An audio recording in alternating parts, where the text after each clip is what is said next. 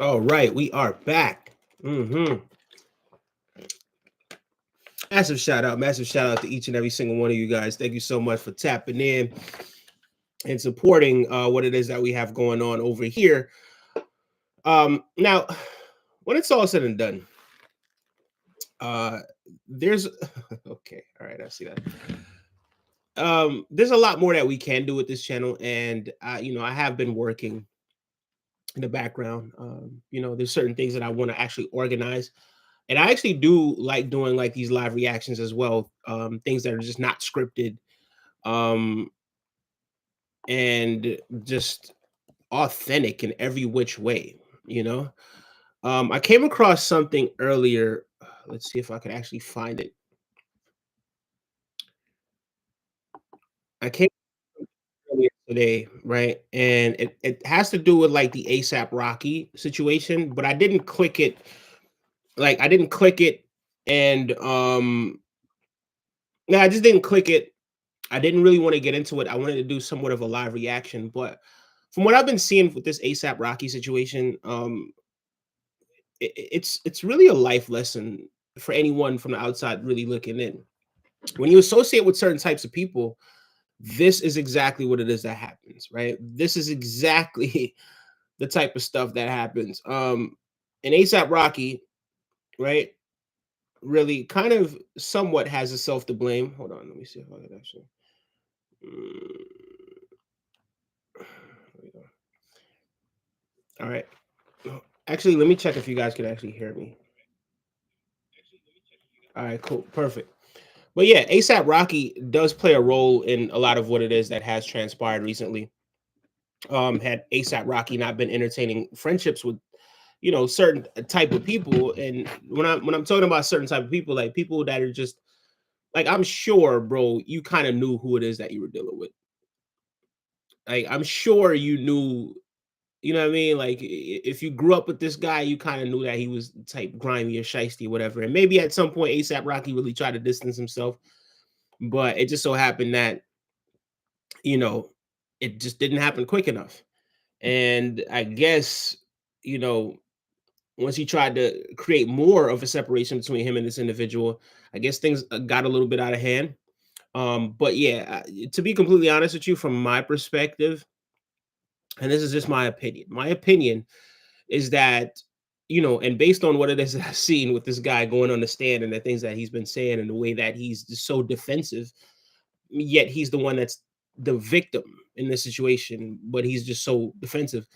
Um, it just leads me to believe that this is really just a cash grab, and it's really, really unfortunate because you know, um, I guess ASAP Rocky looked at this guy like he was some sort of friend at some point, right? But anyway, without any further ado, let's get into the video that I actually saw on Law and Crime.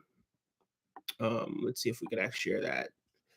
And when I say saw, I didn't really see it. Like I didn't click it to see it, but here it is right here anyway. So let's unlock this together.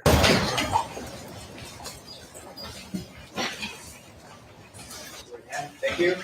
So the state tests when you may give the cost not in this one. To be the truth, the whole truth, and nothing but the truth, so help you God. Yes, sir. Please take a seat and witness stand there.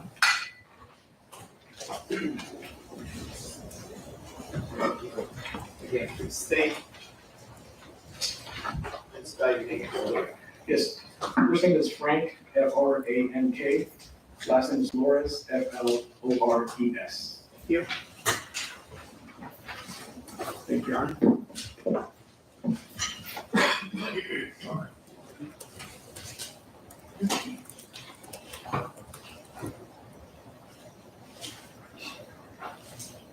Sir, would you tell the jury what your occupation and assignment are? Yes, I'm a detective of Los Angeles Police Department, assigned to a robbery homicide division. Were you also in that assignment in November of 21? So if you guys didn't hear that, he said he was a detective with the Los Angeles Police Department. And then he mentioned some sort of division. I didn't quite make out exactly what it is that he said. But let's go back so we could, Department, assigned to a robbery homicide division. Were Talking about you a homicide. also in that assignment on, in November of 2021? Yes, I was How long have you been a police officer for? just over 29 years now. Were you one of the assigned detectives on this case? Yes, I was. Who were your partners on this case? I was assigned along with Detective Carlos Camacho and Detective Danetta Benefi. And were you and your partners assigned this case on November 9th of 2021? Yes, Here.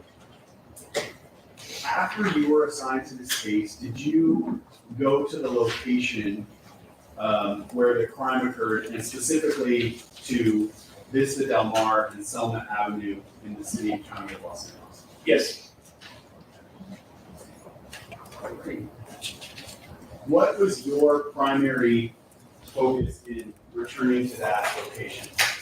Primary focus was to canvass the area for cameras, witnesses, any evidence related to the incident that was reported. And when you say cameras, would that be like surveillance video footage?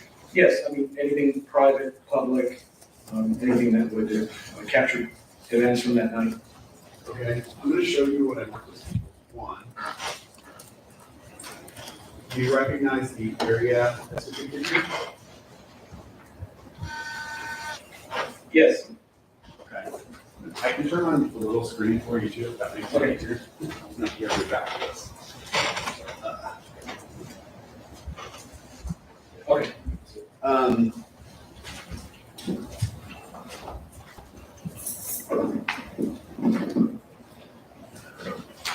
when you went back to that location, were you able to observe surveillance camera footage from any locations in that area? Yes, Would you point out any of those locations on the map for the jury? yes. So there was a large area that was canvassed. Argyle here would be on the west side, south side, Selma, Vista Del Mar, which is the north-south street, which kind of dogs right, comes east-west, and exits out to El Centro. Was also canvassed, along with, I believe, Hollywood Boulevard as well.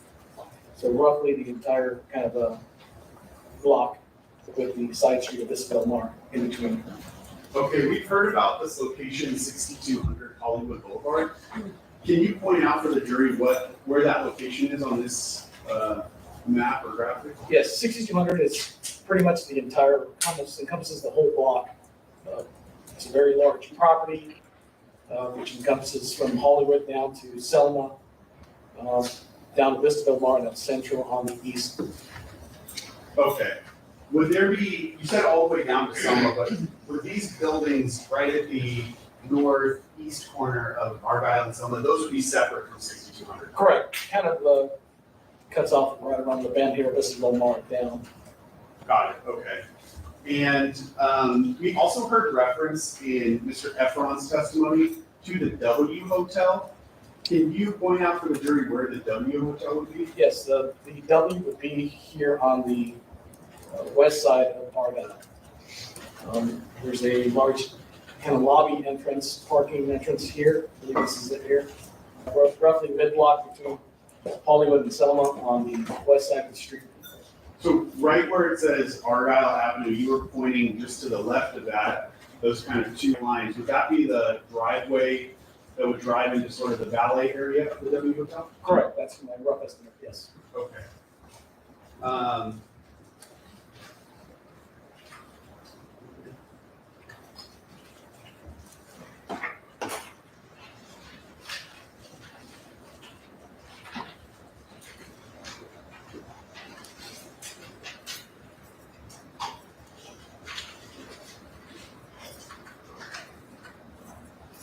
The locations where you observed surveillance video from, can you point out those locations? Yes.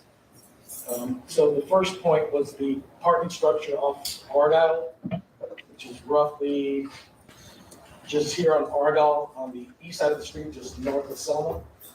The parking area where the first incident took place. As we continued the path south, And then east, we began northbound on Vista Del Mar. There were cameras here at, I believe this is 1616 Vista Del Mar, which is a kind of privately owned building. And then beyond that, there were cameras attached to 6200 Hollywood Boulevard. In the windows, roughly kind of on the bend here, on the exterior of the base floor of 6200, kind of the rear end, as the street opened back up. So this is basically the cop kind of describing it. Start with one. Would that be the what you talked about? Yes. All right. So just to the left of the one, you see the green triangle with a green arrow in it. Yes, I do. Can you describe for the jury what would be represented roughly by that green triangle and arrow? That would be roughly the angle of the camera, which was under the parking structure, kind of awning at the entrance. And the camera faces northbound towards Hollywood Boulevard, which would be First Major Street up. Okay. And you observed video from that location, correct? Correct.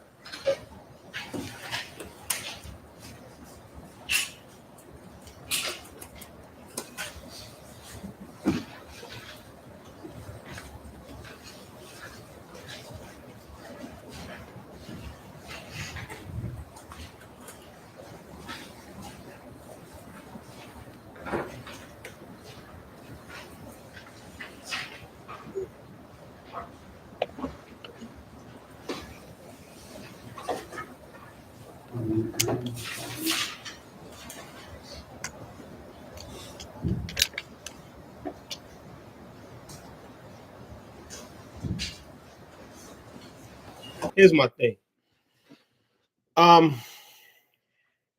guess the cop is kind of just describing, where the situation took place. And just kind of giving us a breakdown. But if we're not familiar with the area, we just have to kind of just listen to the description and maybe just look at the map to see, exactly where it is that the situation may have happened, right? But let's get into the meat.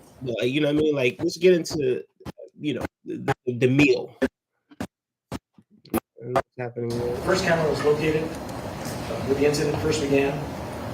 So this would be a southbound view towards Selma, which would be right where this intersection is on the bottom end of the page. So northbound view of the camera looking south. Okay. And when you were pointing out where the camera was, you're kind of pointing So this is where the camera was. This is what they're telling us where the camera. I know you guys may not be able to hear it, what he's saying. He's pointing out where the camera. underneath the kind of to the roof area underneath where that parking lot driveway is, correct? That's correct. And I think you were specifically closer to where I think it says restricted entry. Yes, roughly there, that area. Okay.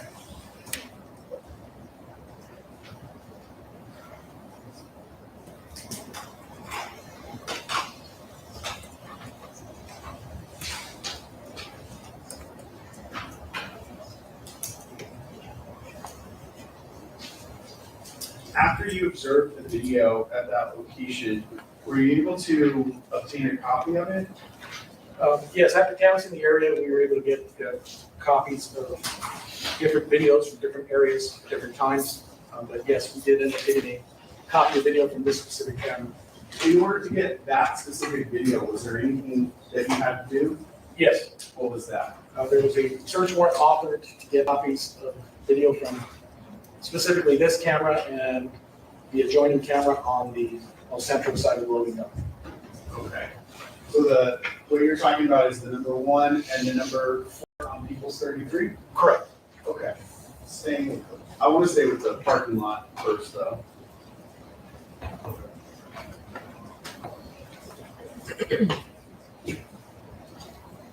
I'm going to pull up the 9 minutes and 42 seconds in this video. Do you agree with that? Yes. The entire amount of video that you collected from there, was it 1 hour, 18 minutes, and 6 seconds long? Yes. And was there a specific time that you started specific time from when the video started that you collected? I believe we're looking at roughly around the time of the incident, Would it have been around 10 o'clock? around roughly 10 o'clock. Okay.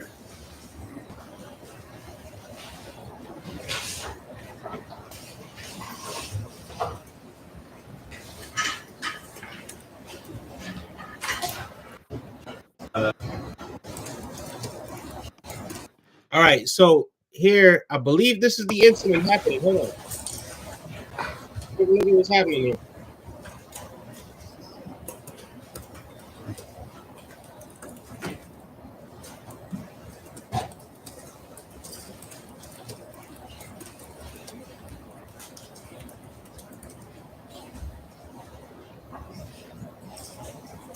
Looks like there's a tussle.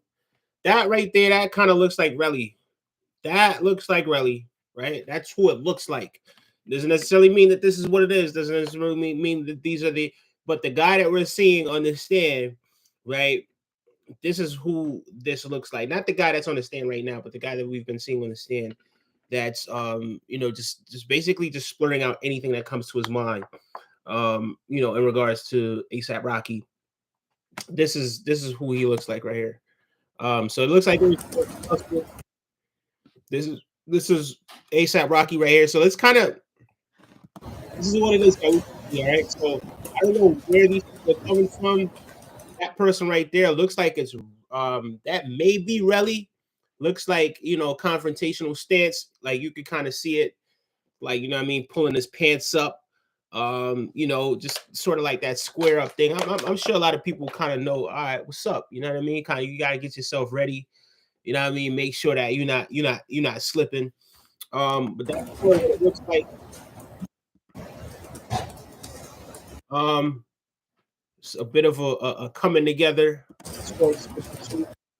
Yeah, again, yeah, that does look like Relly. Right, that looks like Relly. The shorter person right here looks like ASAP Rocky, and this is a bit of a tussle right here. This is not nobody. I didn't see one swing on anyone or anything like that. Like like nobody swung on anybody, but here it is, man. Boom. Somebody in, try to wake up. What y'all doing? Yo, chill. And then he starts to. This guy right here gets in the middle. He kind of starts backing Relly off. ASAP Rocky right there. There's a situation happening right here. ASAP Rocky is brandishing something right here in the background. Not necessarily sure what it is, but we assume that is the weapon that they have been saying is the weapon that is not really a real gun, right? Like they were saying that it's not really a gun, some sort of pellet gun or of the sorts, allegedly, right? There it is. And then he puts it back in his pocket.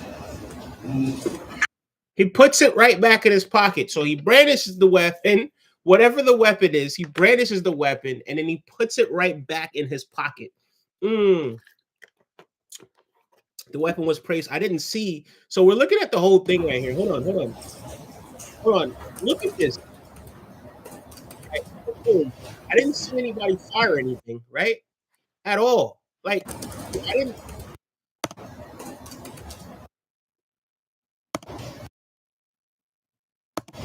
Could have been something that happened there, but I don't like. I'm seeing it in pretty much the whole time. Yeah, we're seeing it the whole time. Right, so if you kind of slow it down a little bit, you kind of see, right, that the weapon it was never fired. Look, look, look at his hand the whole time. This is his hand right here, right, right, right, and we see this is boom. The weapon just. I didn't see any weapon get fired. To be honest, I didn't see a weapon get fired. I gotta keep it being. I did not see a weapon get fired.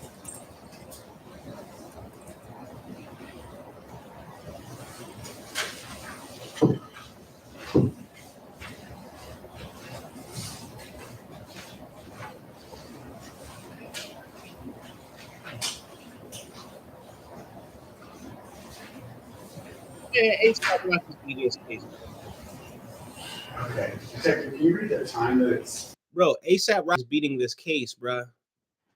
ASAP Rocky is beating this case, bro. Look, if anything, like basically pulling out the weapon, that's already automatically a no-no. Like you don't do that. You dig what I'm saying? I'm gonna keep it a beam. Like don't pull your weapon out unless you're about to actually really use it. I can understand like in certain cases where you feel as if, all right, cool. You know what I mean? If you do kind of pull it out, you back somebody up off you, right? In rare cases like that. But in a situation like this, man, it's just somebody that you know, right? You guys had a little tussle. Seems like he was getting the better of him. It seems like there was somebody kind of breaking it out. And I get it. You're not really thinking clearly, crystal clear, right through the situation. But yeah, man, you know, you pull your weapon out. That you just can't just pull your weapon out just to pull it out like that. But at the same time, I did not see him use the weapon, right? He did pull a weapon out, right? And they're saying it's not a real gun. So there's a possibility that the gun is really not a real gun. But I don't see where the gun was fired, to be honest with you. I just don't see it. I'm not saying it didn't happen. I just did not see the Pause weapon. there? Yes, it shows 10:15, 10 minutes, 15 seconds. Okay.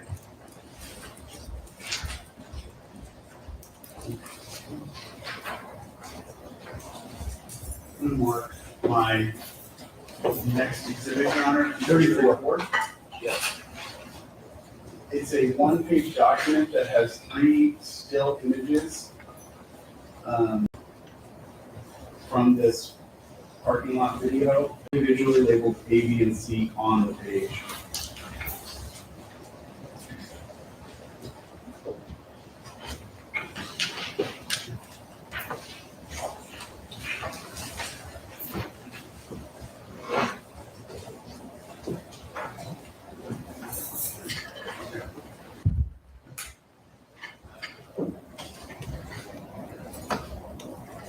Right.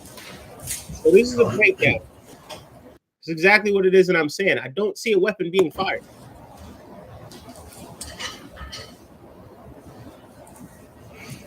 At no point do I see a weapon being fired. I don't know why it's coming out like green, but.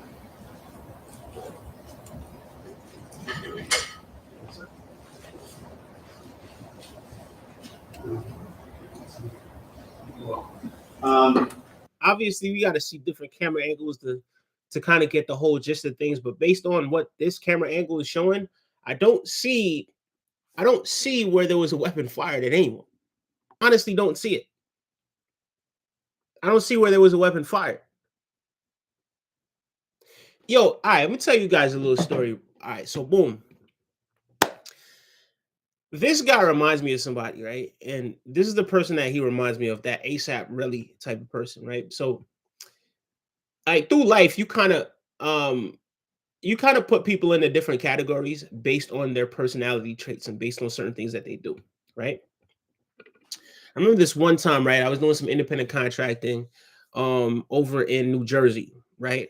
I believe somewhere in New Jersey. It was close to Patterson, in that area. And I remember like I was going in that region, in that area, quite often, right? Often enough, right? Sometimes on a daily basis, and other times sporadically, maybe every other day, every 2 days, every 3 days, something along those lines. So anyway, I used to go to this place, and I remember I saw this one individual. This one individual was extremely friendly, quote unquote, with a lot of different people, but sort of like a passive aggressive friendly with a lot of different people. So that person would kind of sort of what they would do is they would try to get in people's good graces so that they could steal from them or kind of backstab them in a way, right? So here's the thing, right? I remember this is one occasion, the very first instance, the very first time that I met this individual. I remember there was an incident where someone had lost their iPhone, right? The person that lost their iPhone didn't really lose their iPhone. They kind of knew where the iPhone was located at, right? But they left their iPhone somewhere. And then they came back thinking their iPhone was going to be in the same exact place. Maybe that person was kind of from a different type of environment. Maybe that person kind of just looked at life just a little differently. But anyway, that person tried to come back to see where their iPhone was. And then this person that I was telling you guys about, the same guy, I can't confirm it, but there's reason to believe that this was the person that really stole the iPhone, right? And the reason why I'm saying there's reason to believe that this is the person that stole the iPhone is because of this. When the guy was looking for his iPhone, like he was everywhere looking for his iPhone, basically, like, you know what I mean? Sort of figuratively dragging his hair out, pulling his hair out. The person that was helping him look for the iPhone the most was this individual. Like this is my cousin. He don't know this dude from anywhere, from a hole in the wall. Oh, this is my cousin. Where my cousin iPhone at? Y'all better give my cousin iPhone. You understand what I'm saying? And then at the same time, like doing that, pulling up the aggressive sort of stuff, and then kind of laughing at the same time, right? So there was reason to believe that this is the type of person that we was dealing with. So when we was able to identify that person, we're like, oh, okay. Well, me personally, I kind of looked at, I looking at things a whole lot deeper. Maybe people kind of just looking at it from a surface level. It's like, nah, this guy's kind of putting in a lot of effort to really help this guy find his cell phone. And the effort that he's putting in, it's like he's capping, bro. Like, you don't know this guy from nowhere. Like y'all didn't grow up together. You understand what I'm saying? But yeah, but then as time progressed, I started realizing that this individual was really troubled. That person lost a lot of their family members, right? Their mother, their father, and they lost some siblings, all in and around the same exact period of time, right? But I say that to say this. You have some individuals, right? It's like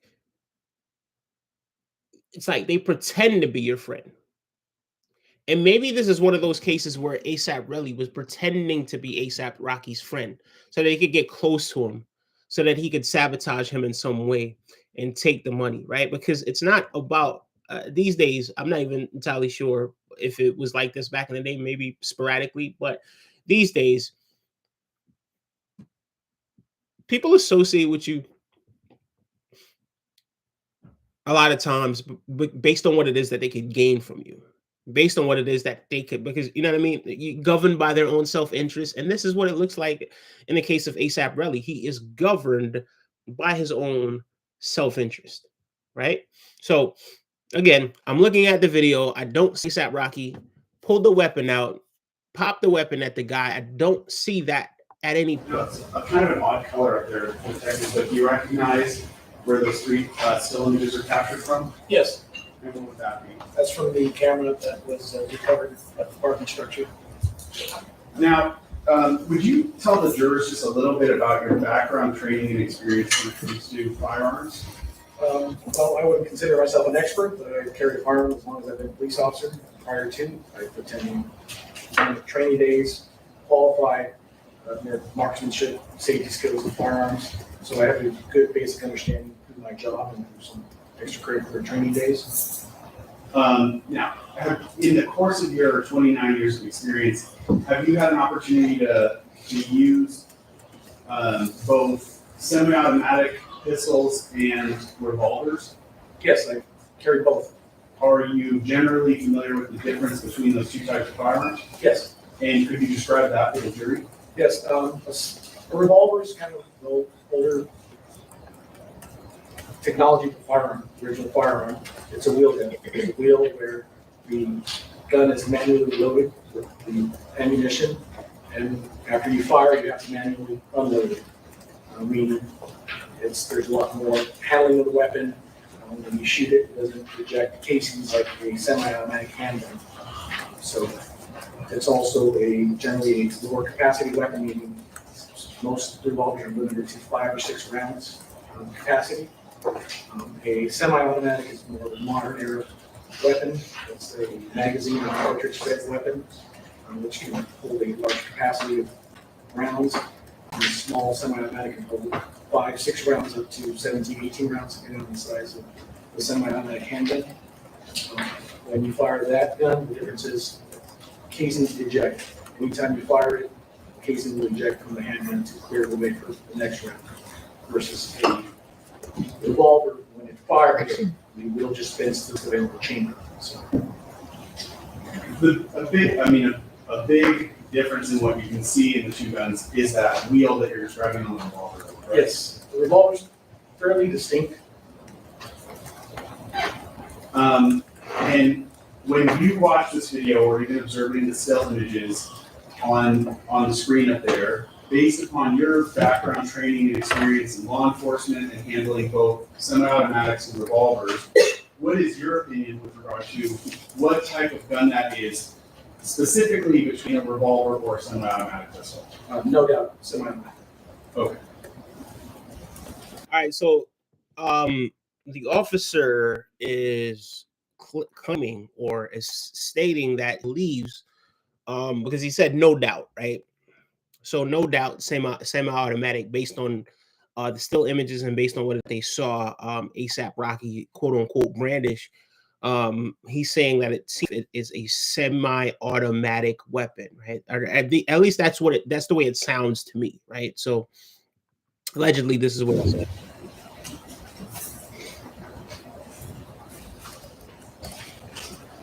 Move on to the next location.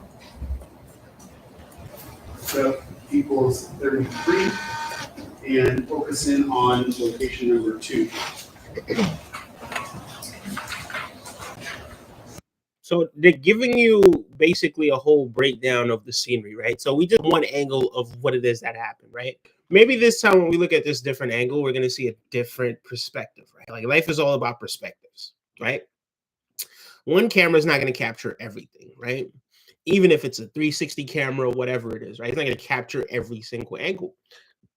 So you need the different angles in order to capture the whole scenery, right?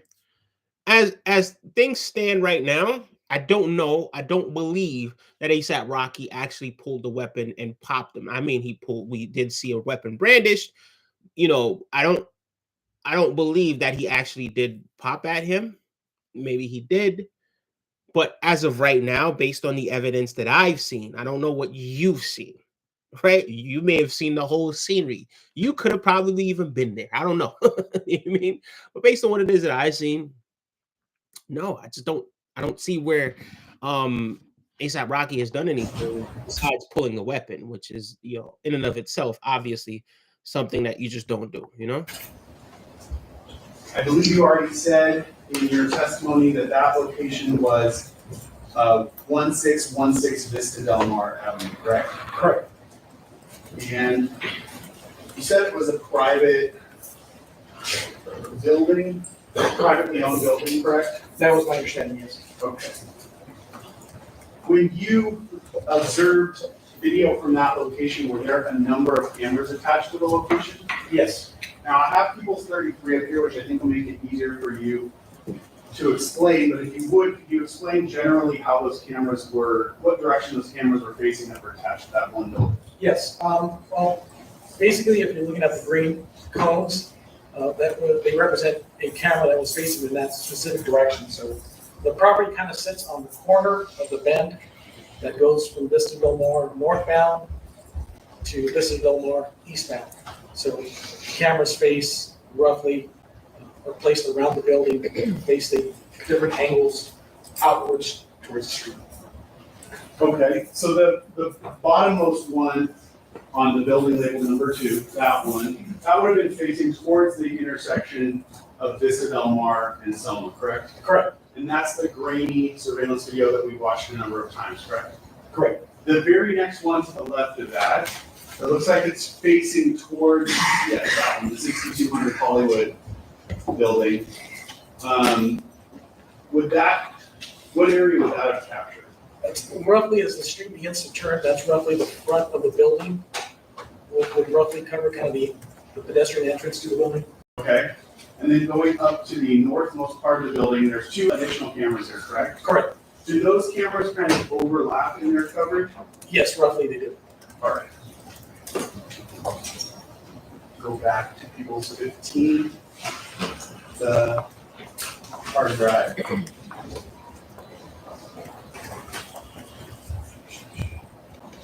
All right, let's see the other camera angle. Hold on. Separate folder. See, there's 2, correct. The first, I'm gonna, and here. Yes.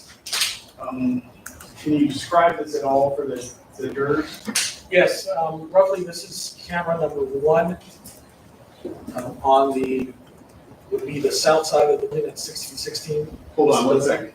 So you number the cameras. They're actually labeled in the top left-hand corner, correct? Correct. So that the top leftmost corner would be camera 1, and there's no image display, correct? Correct. And then camera number 2 is the next one over in the top middle. Correct? Correct. Okay. I'm going to skip forward. Is this how the video came to you when you first viewed it? Yes. I'm going to jump over here. It's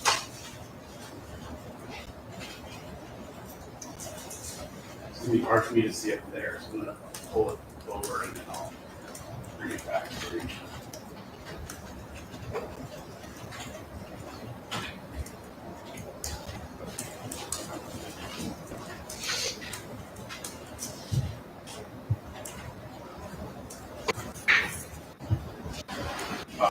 Okay, so from, we have it paused here. There's 4 cameras that are displayed, correct? Correct. And with each one of these represent cameras that we just talked about in that exhibit, People's 33. Yes. And if you double click on the cameras, it makes them individual screens, correct? Yes. All right, this would be that one that faces towards Vista Del Mar and Selma? Correct.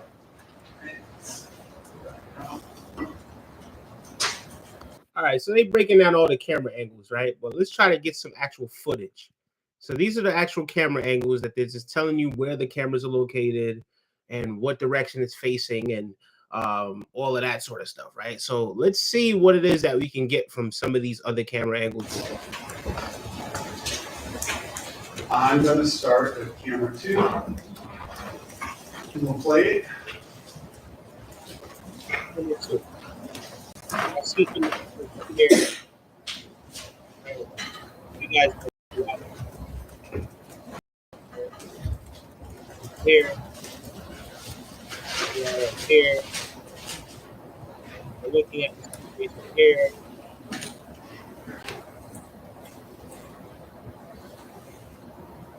See somebody run off here. And I'm going to pause it.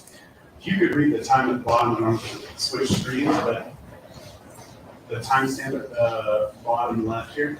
It's 22, 17, 25. Okay.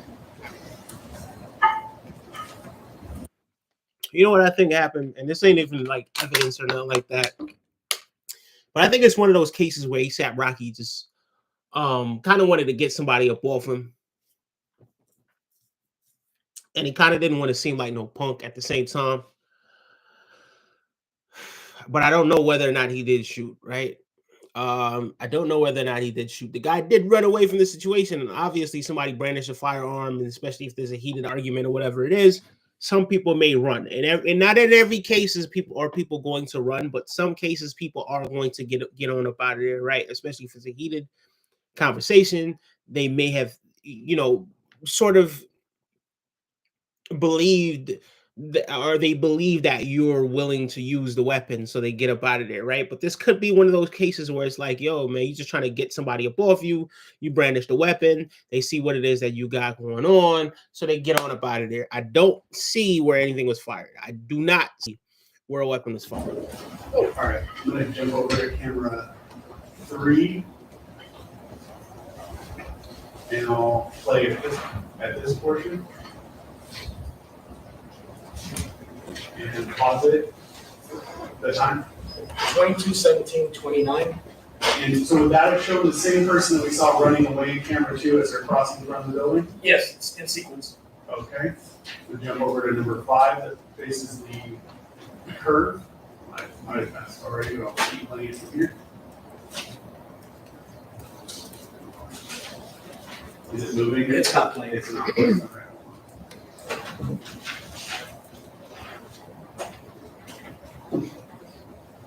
Now, would that be the same person that we saw from the last 2 cameras as well? Yes. Okay, and I'll jump to camera number 4.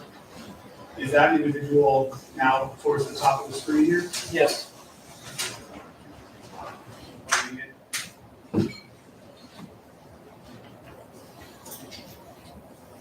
And pausing it, can you give us a time? 22:17:40. Would that be when the man in the black sweatshirt beats up the person who's wearing the red jacket? Yes.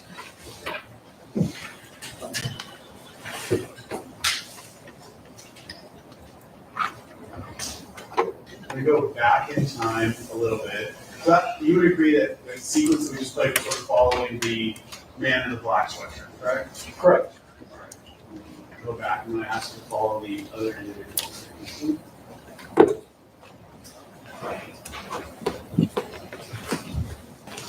I ordered some food, so I'm not even gonna hold y'all, man. At some point, maybe around 10, 15 minutes, maybe 20 minutes, order's gonna come. So I'm gonna hop out and go get back.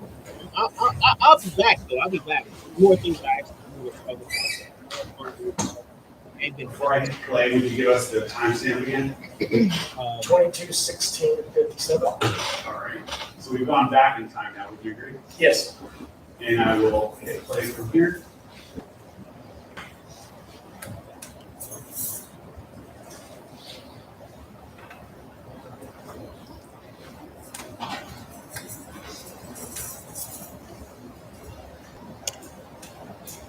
play button hit. There it is. I don't see a weapon. Fired. It's difficult. To be fair, it's difficult to see if any weapon was fired in this situation, right? But let's rewind a little bit. Bro got small. Got a button. So after the man in the black sweatshirt runs away, what does the man in the red jacket do? He pauses initially, then he follows the man in the black sweatshirt. And the other 2 individuals, you see one of them walking in the direction. Man in the black and the man in the red jacket went? Yes. Okay. Is he walking towards what would be El Centro? Walking northbound, this is the Lamar, which turns to 5. Wearing a blue jacket, fair to say? yes. Now to camera 5.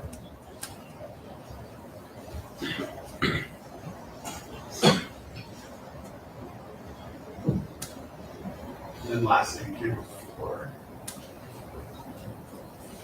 Makes that turn and then walks towards El Centro? Correct. Okay.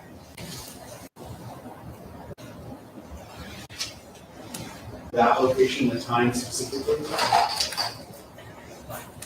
Do not. There's two clips, different portions for 16:16. This is the Lamar. 1 second then. Okay, Your Honor, we have a stipulations that will be entered. Do you want me to mark them as? Yes. I'm good. You done. I've already done. Okay. So the agreement. Bro, based on what it is that I saw, bro, there's nothing concrete. There's nothing definite. There's nothing that actually indicates that this is, this is exactly what it is that happened. Now, of course, there are some things that may be lost in translation. Like I cannot identify that there was actually a weapon that was fired, right? Some people, they may see the weapon and they get up out of there. You dig what I'm saying? Because the situation may be getting a little too hefty for them, right? I think that's probably what most people would do, right? You see somebody brandish a firearm, right? Y'all in a heated argument. Most people are probably going to get up out of there, right? Everybody's not going to stay there and argue at that point. One person ran off, right? Then there was a pause, and then another person ran off. So it doesn't clearly indicate that these people, especially the second person, was like in fear of his life, right? Because the first person got up out of there. right? Because evidently that was the person that, from my understanding, and the way that I look at it, that may have been the person, Relly, who was in the altercation with ASAP Rocky initially, right? So it seems as if he, right, actually, boom, okay, the weapon's out. All right, let me get up out of here. Boom, takes off, right? He gets up out of there. And then there's an initial pause with the other guy, right? And then he looks around, and then the other guy goes and he chases after ASAP Relly, right? So I don't see where there was, like, what I mean, there was anything extreme. Yes, the weapon should have never been brandished in the first place. Sometimes you gotta get somebody up off you. You understand what I'm saying? But at the same time, that's your friend. But I think it was probably just a scare tactic from ASAP Rocky. I think it was a scare tactic sort of gone wrong. And I feel as if ASAP Rocky is just using this situation as a way to basically to get back at ASAP Rocky, to get some retribution, to get compensated for him. His career is basically not what it's supposed to be, or whatever it is. You know what I mean? But it's kind of hard to really identify ASAP Relly as a victim in this situation. But who knows, right? Who knows? It's an agreement between both sides regarding the fact that And the further would be that stipulation would mean that once it's entered, that fact is proven. and beyond a reasonable doubt.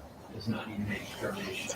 Okay, I'm gonna put it up and I'll read it into the record. I'm gonna start with stipulation number 1. The parties stipulate as follows. Stipulation number 1, surveillance video from 1616 Vista Del Mar Avenue. November 9th, 2021, Detective Frank Flores and Carlos Camacho of the Los Angeles Police Department downloaded surveillance from the privately owned business at 1616 Vista Del Mar Avenue in Hollywood. The video was originally recorded between 10:10 p.m. to 10:30 p.m. and 11 p.m. to 11:20 p.m. on November 6, 2021. The surveillance video contained in People's Exhibit 15 is a true and correct copy of that video.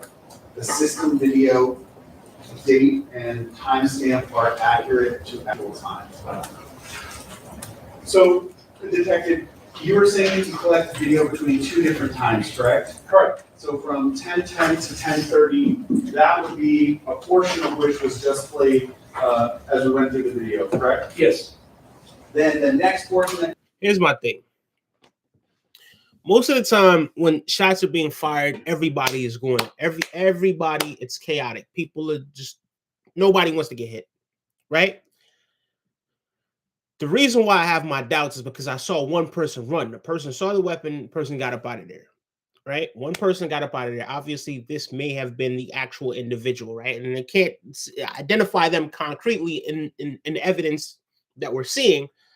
But from my perspective, I do believe that the first individual that ran off was the person that was in the altercation with ASAP Rocky, right? And then they saw the weapon, they got up out of there, or maybe there was a delay in between that time, and they decided that, you know what, I'm gonna, for whatever reason, who knows what it is that was going on in their mind.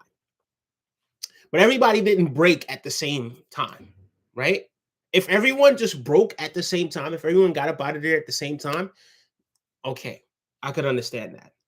And based on the initial camera angle that we saw, right, there wasn't that much room for all of these things to have taken place. It looks like the weapon was brandished, taken out, brandished, and then placed back within seconds, right? Not even 3 seconds, like 2 seconds, right? So I didn't see anything happen in between that time that would indicate that somebody kind of took the weapon out and fired it at someone. I did not see anything, especially in the initial one. I don't see anything else that the weapon was actually fired. I just don't see it. I don't see it. I'm not saying it didn't happen. I do not see it. Collected started a half an hour later. Correct. So did you personally watch any of the video between 10:30 p.m. and 11 p.m.? I believe we screened it through that time period when we were present. And what did that portion collect or capture, if you recall? From my recollection, it didn't capture anything that we saw pertinent to the case. Would it have captured the police, the patrol officer's response? Yes, it would.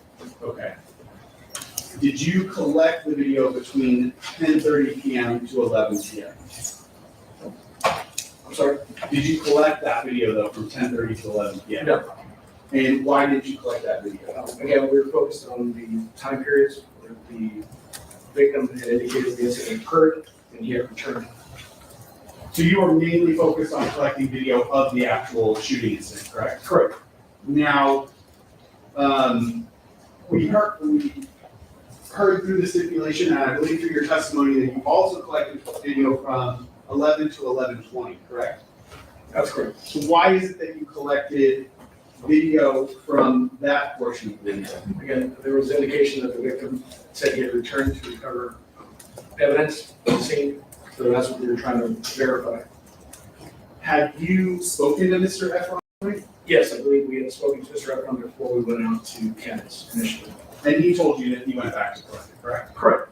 When he told you he went back to collect it, when did he tell you he went back? He said roughly within an hour.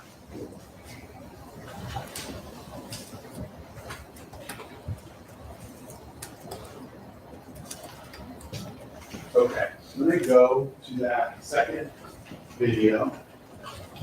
So it's from the same system, correct? Correct.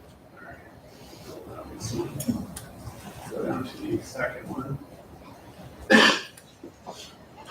I know we're getting close to the New York, if I could just cover this one topic and then we can break. Shoot up.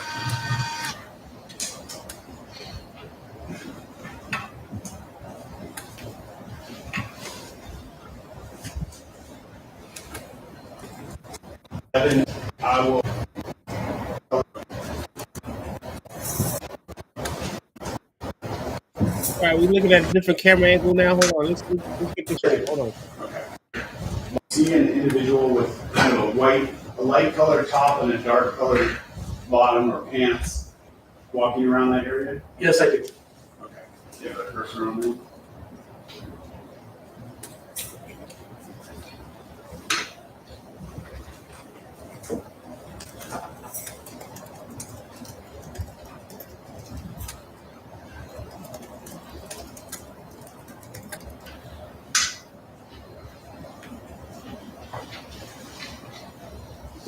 Right here, right here. Light colored top, dark colored pants, right here.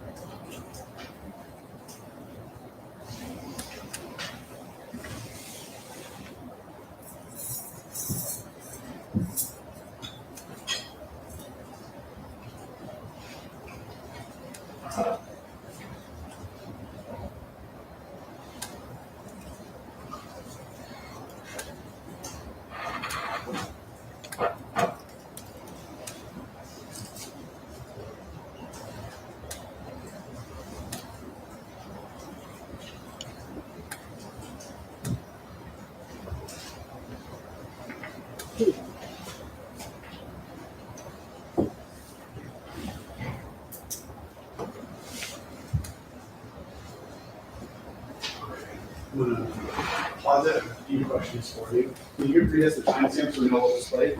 That's roughly 23/11/39. Okay.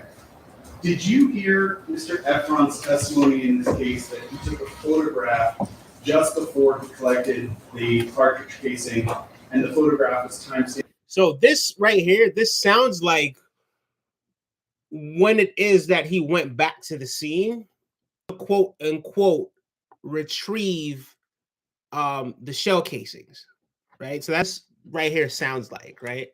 Did you hear Mr. Efron's testimony in this case that he took a photograph just before he collected the cartridge casing, and the photograph was timestamped at 11:45 p.m.? Yes, I did. Did you have that precise time or piece of information about Mr. Efron returning to the scene when you collected this video? No, not the exact time. Roughly, we had an hour. And you have just a rough estimate from Mr. Efron, correct? That's correct. Not a precise. Gotta take a break now. I have two questions on this. If I finish, sorry, Your Honor. Did Mr. Efron tell you that he returned to the scene to collect those cartridge casings, that he was also with his girlfriend, or essentially with another person? Yes, another person had gone along with it. In the portion of the video that you just watched, did you see another person with that individual in the light top? No. Is the person? So we caught ASAP Relly in another lie, because ASAP Relly evidently was saying it was another individual that was on the scene with it. So based on what it is that we're seeing here, and we're looking at ourselves, we just looked at the video. I saw one person. I didn't see his girlfriend with him. So maybe the girlfriend was in the car. Who knows, right? Who knows? But let's try to give it some context, right? Because I you know what I mean? I don't want to just jump out there and just say, oh, he's just lying, but it sounds like he's lying. Based on what it is that he told everyone, what it is that we see on this video. So let's get back to that a little. It sounds a little sketchy. Collect those cartridge casings, that he was also with his girlfriend, or essentially with another person. Yes, another person had gone along with it. In the portion of the video that you just watched, did you see another person with that individual in the light top? No. Is the person in that portion of the video wearing clothing which was consistent with the clothing that Mr. Efron was wearing at the time of the shooting? No. As you sit right now, do you still believe that the person depicted in that video is Mr. Efron? Objection, Your Honor. He asked the question. There was an objection. He asked, do you still believe that that person is Mr. Efron? Now, here's the thing, right? There's no way for you to clearly identify whether or not that was really Mr. Efron, right? Based on what it is that he said prior, based on the evidence that we're looking at right here, he's well within his right to be like, nah, I don't believe that's him. He's saying, you know? Well, when Speculation. It calls for speculation. when you collected that, That's what you get for being a stone cold liar. Well, you always lying all the time. It's very difficult for people to identify when you are actually telling the truth. So that in itself is also a life lesson.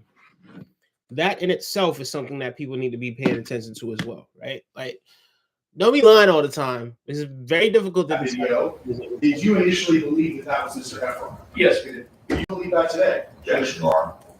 His opinion as to whether it is or isn't Mr. Efron is No speaking objections. Sorry, but I was giving you a reason. Can I give an offer of proof, Your Honor? Ask the question again. Yes. You said when you collected the video, you thought that was Mr. Efron. The question is, as you sit here now, having more information, do you still believe that? I don't. Just for the objection. Then we can at least say it on. The objection sustained. That's And so, and to be stricken, please. Mhm. Right about that, it's kind of. Look, it's looking sketchy for you, boy, man. I'm not gonna lie to you. It's looking really sketchy for him. I'm not gonna sit up here and print this out. Good morning, Manager. This guy's a You snake. know, saying you always said 3 to 4 shots. I think he's a snake. Talk about Wally's G. The other day, you remember Wally?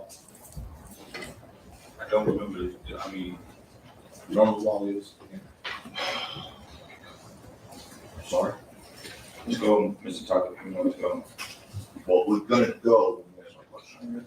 You know who Wally is? I do. Okay. In fact, you told Wally he shot you 5 times. Right, no, I didn't. You didn't say it? No, I didn't. And by the way, speaking of Wally, last Thursday was my first day of cross-examination of you, and I asked you about a statement you made to Wally that morning. The question came in terms of that morning. Status of that. You mean the morning? The morning of the examination, yes, sir. The morning of the examination last Thursday, I asked you questions about Wally. Look at this dude, man. Look at him, bro. Come on, brother. Come on, brother. Yo, this whole thing right here is looking like somebody that just wants to come up. You understand what I'm saying?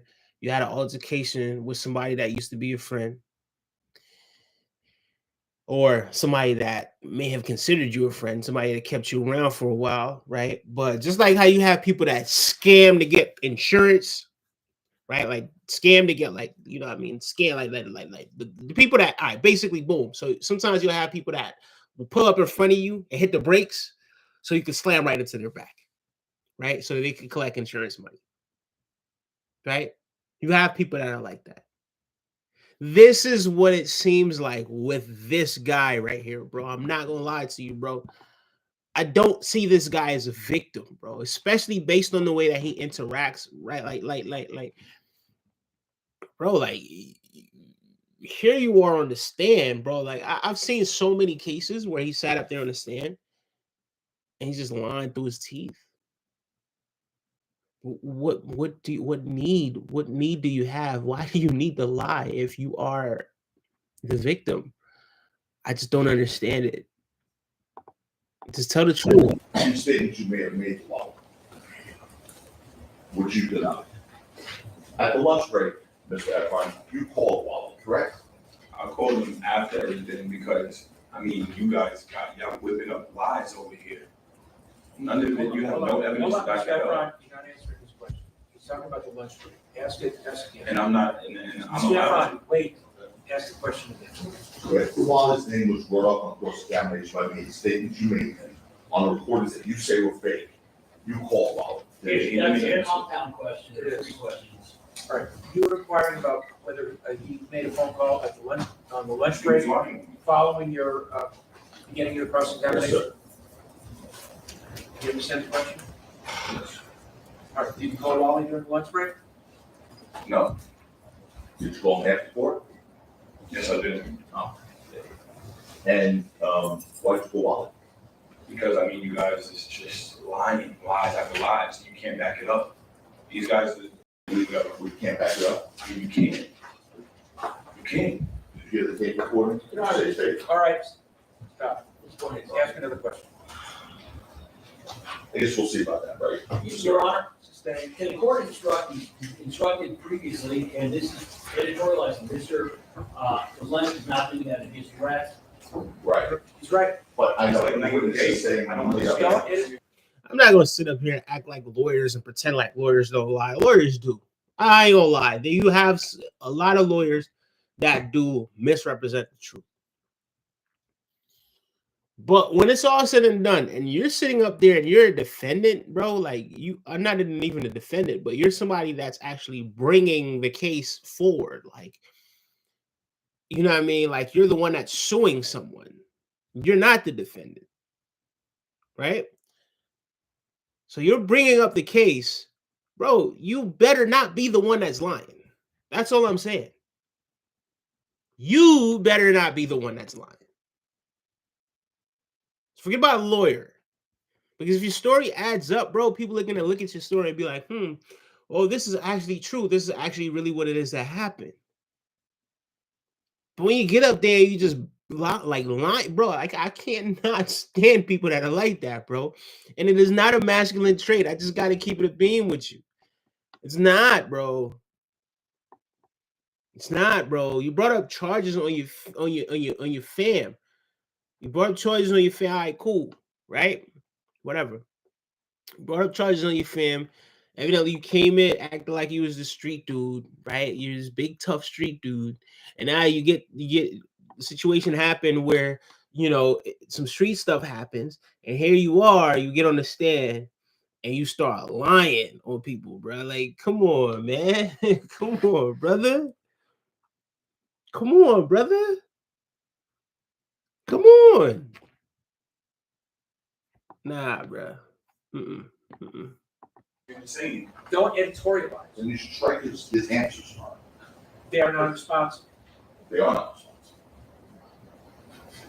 Anyway, so you called him because we were presenting fake evidence to you? Yes or no? I don't know, man. Is this a, Why did you call him? Mr. Efron? because you guys just keep playing fake audio to me, like fake stuff. I never said none of that to him. It doesn't even make sense. It doesn't fit in with this case. You're trying to slip it in. Okay, stop. All right, did you answer the question? So that's why you called Wally. I mean, you guys are saying I'm cool with him and I got his number and he's making up fake lies. That's like, he didn't even answer, so I don't even know what are we talking about. He did not answer. What are you gonna say? He answered and make up another spoof call? You're done. Motion to strike is non-responsive. He's moved to strike his own testimony. Okay. I can understand, bro, if you're there, you sitting up there and you really like legitimately wants justice from what it is that you're doing, right?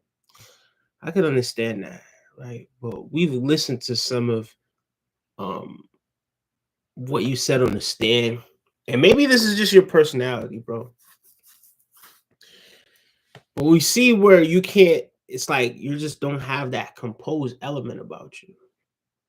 We see where you don't have the truthful, because the dude, he basically baited you in a number of times to answer certain questions, right? So that you could basically respond from your perspective. And then after you respond, he reveals the evidence. And the evidence completely contradicts what it is that you're saying. Like we've seen it happen, bro, time and time again. Right? So now this sounds like, for me, right? Because I don't know if you guys ever dealt with somebody that's a narcissist, but they completely lack any sort of accountability. They don't have any accountability. You dig what I'm saying? They just don't have it in them to be accountable for anything, right? It's always somebody else. They ain't never did nothing. You understand what I'm saying? But here's the thing, bro. Like if you're truthful and you stand up for the truth, and the truth is what it is that you believe in, bro, people are gonna look at the evidence and they're gonna say, "Oh, man, damn, bro, this is a very difficult thing to really argue. It looks like this is really what happened." But people can't say that, brother, because every time you get up there on the stand, you just lying, lying. You're lying, bro. You're lying, allegedly.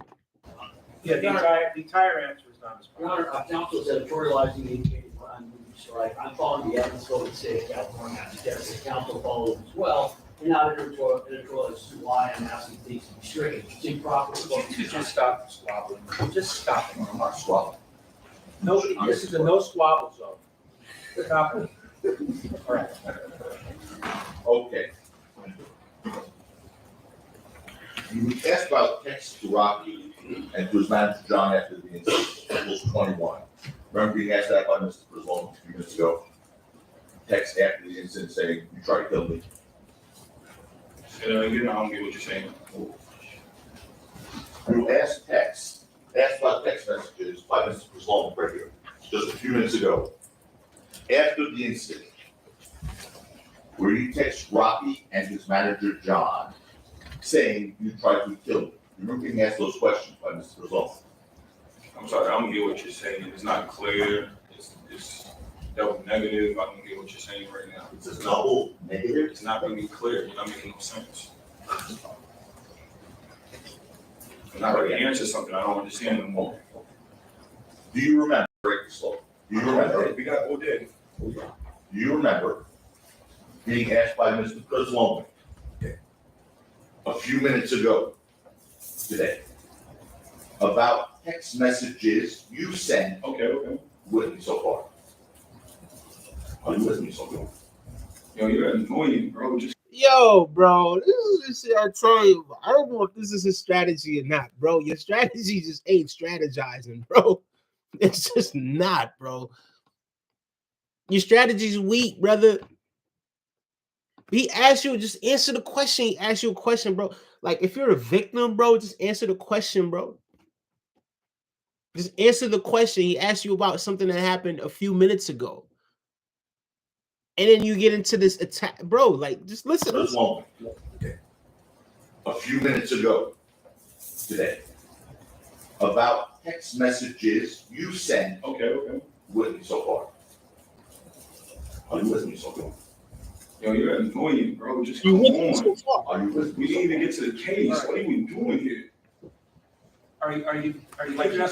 Stop. Are you keeping up with the question? I can't keep up with him. I can't take him serious. Can't keep up with the question. He can't keep up with the question.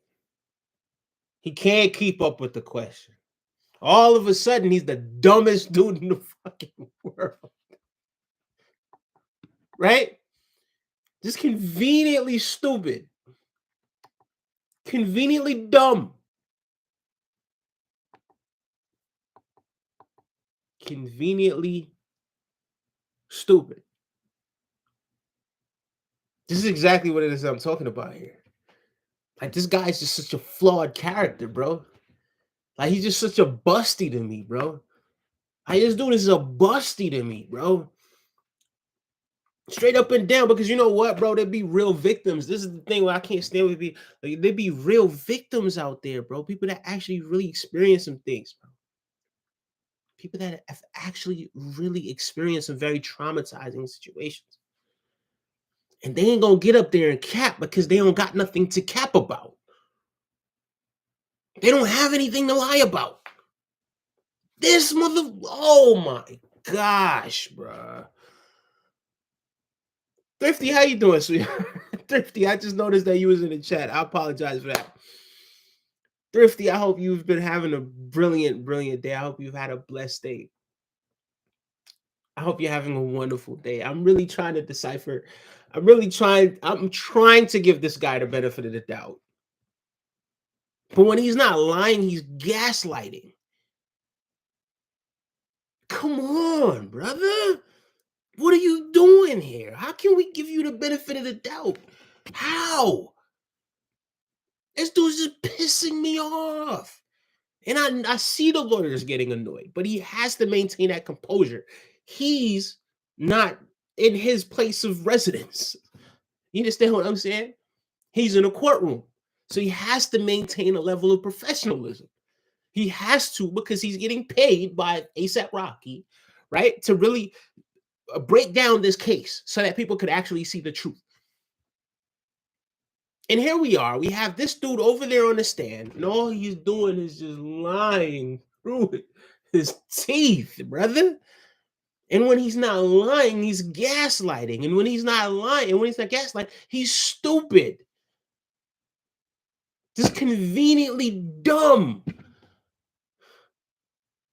God damn it, brother. Ain't you the victim? Brother, you're the victim, brother. Ooh, brother. Brother, you're the victim, brother. Or so you claim. You claim to be the victim. You claim to be the victim. So what have you to hide? What exactly do you have to hide?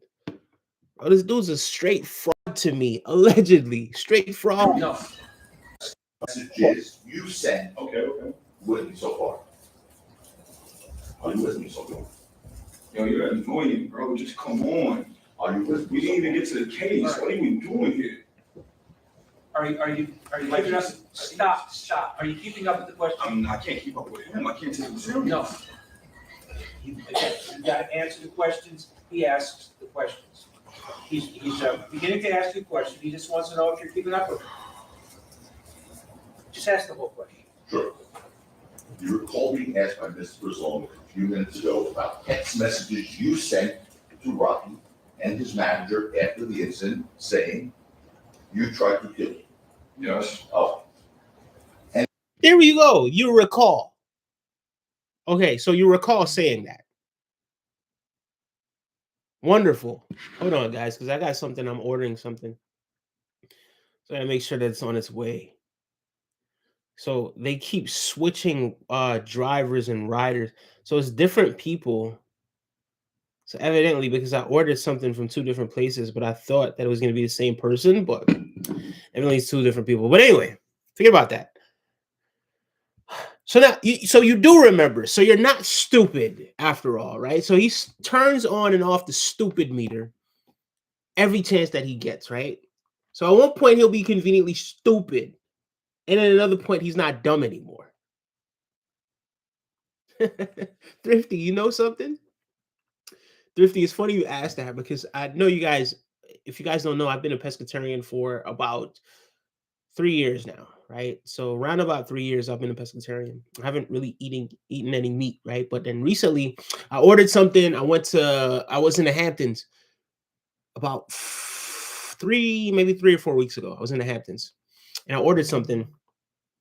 Alpha is on the way, so there's a few people that are out there. I'm probably gonna have to go to the door twice because it's 2 separate orders. It looks like. So anyway, I ordered something, and then they ended up sprinkling some bacon on it, so I ended up eating it anyway. And then ever since then, I've been sporadically eating like different types of meat. So tonight, I ended up getting some. It's like some Jamaican food, but it's chicken with oxtail gravy, right, with rice and peas. So I ended up getting that, and then I also ended up getting something from the store as well. So it's I guess it's 2 different people that are coming. I thought it was just one person that was coming with both orders, but I ended up tipping the person for the order. I tipped them, and what's crazy is I tipped them almost the same exact amount of what it is that I was getting there because I was thinking that everything was together. Um, but I'm gonna end up having to tip this guy. I do have some cash laying around, so I'm gonna have to tip this guy as well. Like I do understand how difficult it is for people to you know what I mean, be doing delivery for a living and everything like that. So I do have some cash laying around over there on the dresser, so I'm gonna tip that person cash. But yeah, it is absolutely. Thrifty says that sounds yummy. It is. It's very yummy. And you were also saying you tried to kill me. During that same time, you were sending messages saying, I'm gonna get that end money, right? Bro, what are we talking about? We talking about a lawsuit. You keep trying to bring He's in asking, lawsuit. he's asking you a yes or no question. Yes or no question. And I don't it's understand yes, no, I don't know, or I these don't recall. Go ahead. At the same time, you were saying Oh, that. this is You were also sending text Yes messages or no saying, I'm question. gonna get that end I money. don't recall. Okay. There you You go. don't recall seeing those messages up here? There you go. You don't recall. Seeing what messages? You know, like, Okay, you have that message. Conveniently stupid. Yeah. Conveniently dumb. Yeah. I don't recall. You know, I previously advised the court that I had a. Yeah, The court advised the jury that I. Yeah, Mr. Lewin has to leave, he's got an unavoidable, that he tried to postpone it, he couldn't, so he's gonna leave now. He'll be back at 1:30, right? Yes, I will, you're probably, yes, I'll be back. Thank you. You promise, Sean? You come back?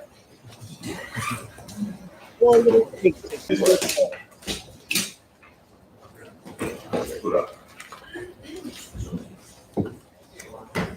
Okay.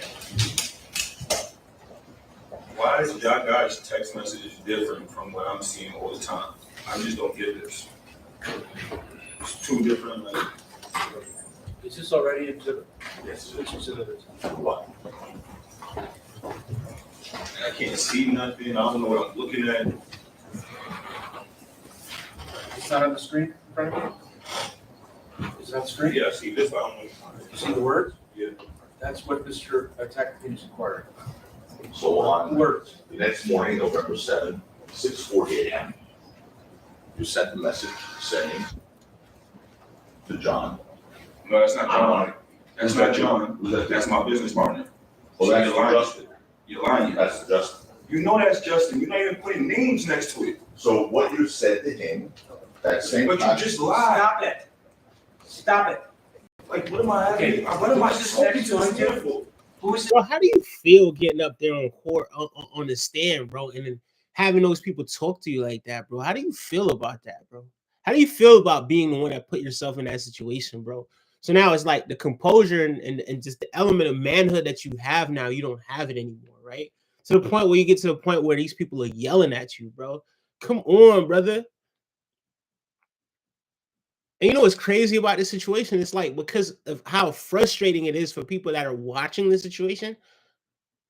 It's crazy how now it's like you have to empathize with the people that are actually seeing what it is that's happening. You understand what I'm saying? Who are actually viewing this stuff from a different perspective than I am because they're actually in the courtroom.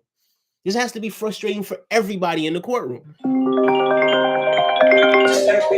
do not want to stay here. Put me on. I'm not on trial. I've been here for 5 days dealing with this man. You just said it was a manager. This is not a manager. Chill.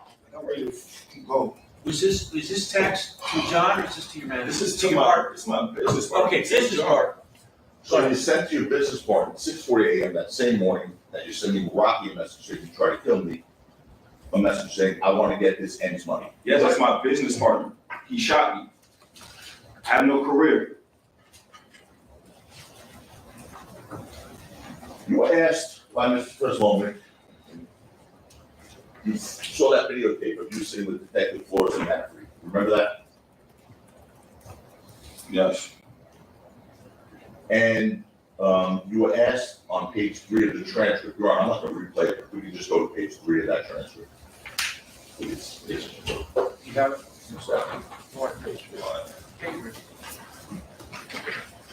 No, you're trying to trip me up. Just take a swig. All right. I mean, look, it's stupid for 5 days. Stop, I'm on trial. stop, don't say it. On page 3, lines 14, 15, and 16, so you look at that. and see that. On this, Yes, on the transcript.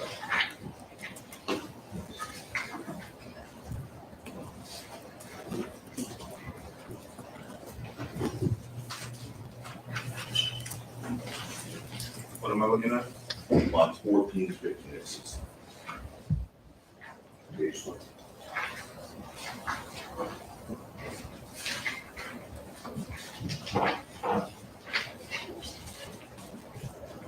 So, sir, while you were watching the video with Detective Manfrey, you said to them, and you see my girl, right?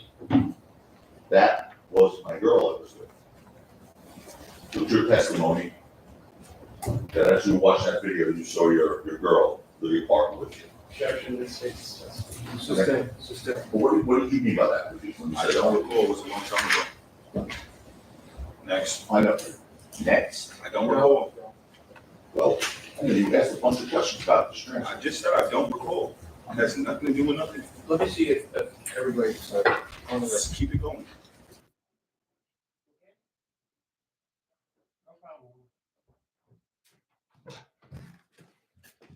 On November 6, 2021, that's, by the way, the date of the incident, correct? What incident? The shooting? What incident happened on November 6, 2021? Wait, did something new happen? All right, so I'm gonna tell y'all. So this is the first time that I've eaten chicken in over 3 years now. So, mm-hmm.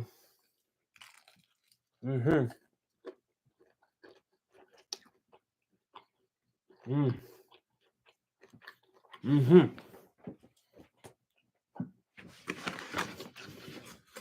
Yeah.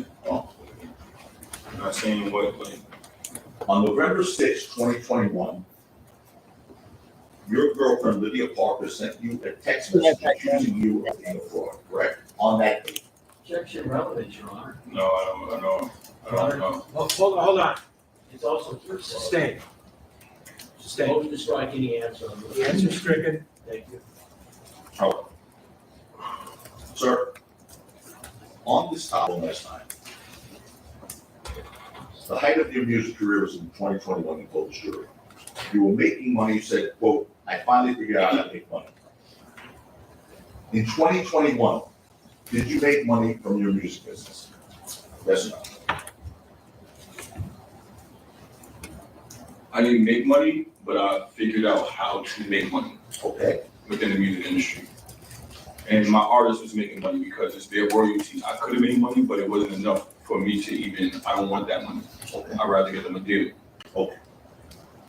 In 2021, did you make money from other businesses aside from the music business?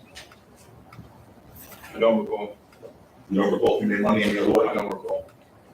Did you have any other I don't recall. jobs? Did you have any other jobs in 2021? Don't recall. Okay. So it's your testimony, you don't know if you made any money in 2021? I don't recall. Okay, Your Honor, I'm gonna move into an area now, based on that answer. Say again? I'd like to move into an area now, based on that answer, the floor is open.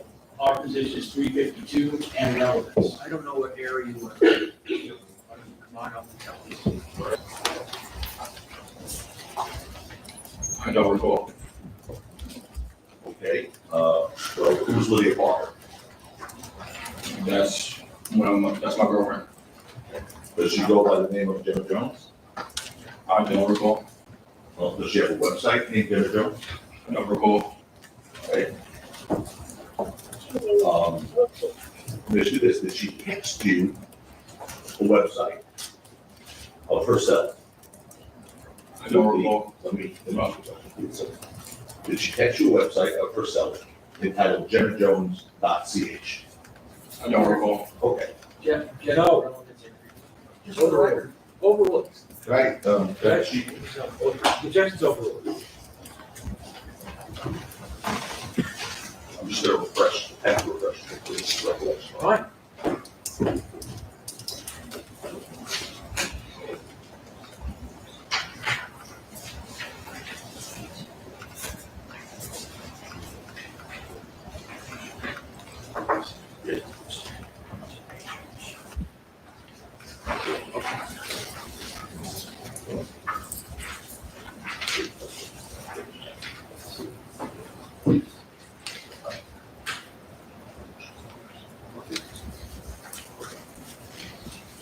You want to show about the stretch on the document? Yes. Go ahead. Let's see if you want.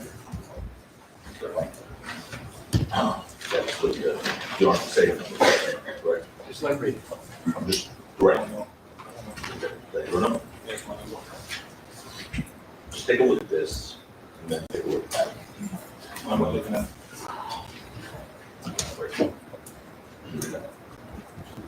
I don't know what I'm looking at. This, right here. Yeah. You see that? Yeah. Okay. Can you read it? See yourself. Yes, sir. Okay. Did you show that to him to basically help him refresh his recollection? I'm gonna ask him that question. But that was the purpose. Yeah, that's purpose. Okay. So having, seen that, does that refresh your recollection that Mr. Parker sent you a website named jimjones.com? No, it doesn't. Does not. Okay.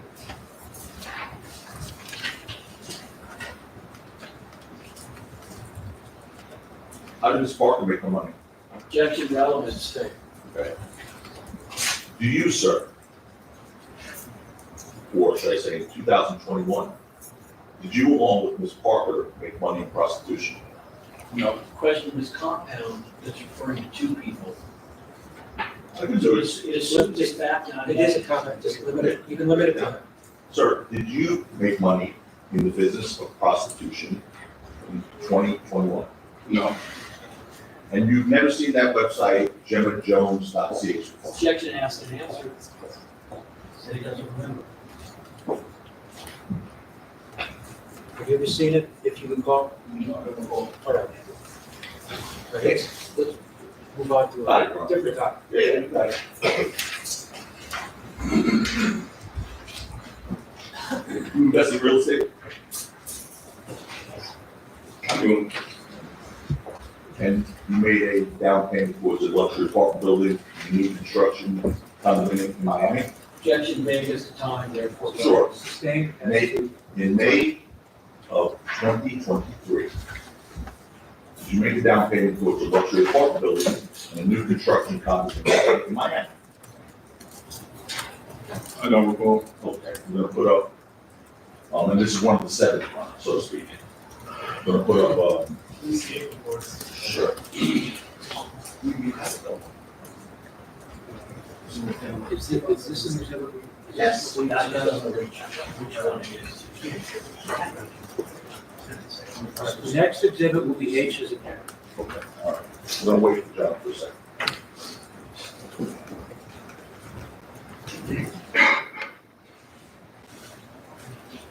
All right, I've seen it, thank you, Ron. Okay, John? Yes, thank you, I've seen it. Guys, you up, guys?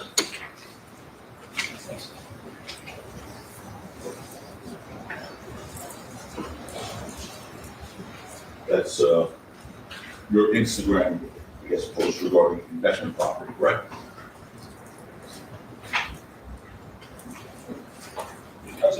No, just, before we talk, just answer the question. Ask the question again, Mr. Sure. Is that, first of all, is that your Instagram post? I don't recall. You don't recall that your Instagram? No, I don't recall. So You don't recall how nothing. about the next one, guys? But he's the one that's suing somebody, bro. You suing somebody, you don't recall nothing, bro. You don't recall nothing. Wait a minute. Here's what I can't stand with these people. Hold on, because the second thing that I ordered, actually, I told the guy to leave it on the steps, so I'm gonna go get it before, you know what I mean, anything. But here's the thing. The only thing you recall is what ASAP Rocky did. You don't recall nothing that you did. Nothing that you did do you recall. But what ASAP Rocky did, that's what you recall. Wow. I don't recall. I don't recall. Come on, bro. You suing somebody, bro. You're not the defendant, bro. You're the one that brought up the case, brother. It's one. We don't want the index appearing where the jury can see it. Do you have another exhibit you want to show? We're trying to Show the other exhibit, without an index. Your Honor, can the jury be instructed? No, Just just stop. You think they saw those 100 lines up there? I don't want the two of you arguing. There are no speaking objections. We've got another exhibit up there. Go ahead and ask about it. Okay, please take a look at that. I don't recall. You don't recall what? What I don't know what you want me to look at. That's your Instagram page, Mr. I don't know. Efron. You don't know if that's your Instagram I page? don't know. I don't know. Next question. I'm sorry. You got another question? Yeah, I did. Okay. Are you familiar with that building, the standard residence? I don't recall. I don't know. You don't recall or no? No. So is it your testimony that you didn't invest in that building? I don't recall. It says big investment moves at the standard residence. I don't recall. That's not your wording? Your Honor, this has been asked and answered now. No. He says he doesn't recall anything about the civil rights. I'm asking about the wording. I don't recall. Wait, hold on. Wording of, That, the wording on there. Big investment moves at the standard residence. What is it that he doesn't recall? What's your name? I don't recall. What's your date of birth? I don't recall. What's your mama's name? I don't recall. What do you recall? Are you in court right now? I don't recall. Who's this guy over here? I don't recall. I'm telling you about this convenient stupidity, brother. You are, brother. And to be fair, maybe the lawyer is asking him some questions that he doesn't like. Right? But at the end of the day, you got to understand, you're the defendant. You ain't got nothing to hide, brother. You took somebody to court. You're not a street dude. Street guys don't take nobody to court, brother. Street guys ain't going to sit up there on the stand and point you out and sue you, try to get you time. So you have nothing to hide. So because you got nothing to hide, brother, I don't see what the big issue is. Just answer the questions because you're an upstanding citizen, right, that doesn't do crime. So just answer the questions. And if the questions are relevant to this case, because obviously he's going to try to prove that you are a complete DB, right? A defensive back, right? He's going to try to prove that you're full of crap. That's his job. But your job is to stay as close to the truth as you possibly can. And from what it is that I'm hearing, brother, it's very difficult for me to really see things from your perspective. Do I see things from his perspective? I don't recall. Do I sympathize for him? I can't recall. See how frustrating that could be? I don't recall. Okay. That your work. Question I've said it last 3 foundation. times. I don't recall. stay, stop, ask another question. Okay. If you go on to another exhibit, if you have.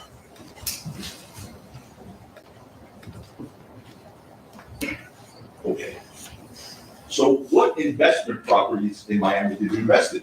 I don't recall. You don't recall? No, It was only 2023. I know, I don't remember. So you invested in a real estate property in Miami. I don't remember. Let me finish this back up. You invested in a real estate property in 2023 in Miami, and you don't remember which one it was? That's I don't remember. That's the background and evidence, that is correct. Look, this dude has amnesia. He doesn't remember anything. There's nothing that he remembers. The only thing that he remembers in his whole life, in his entire life, from the day that he was born, is that his friend shot at him. That's the only thing that he remembers. He doesn't remember anything else. So why do you keep asking him this question? Like, why do you keep asking him questions? He does not remember. Right? But obviously he's sitting up there. This is a character stuff. The judge is taking note. And then the judge is looking at the situation like, yo, this guy he's different. This isn't how victims act. Right? So if it's a fair judge, bro, you in trouble, brother. If this judge is a fair judge, you're in trouble, brother.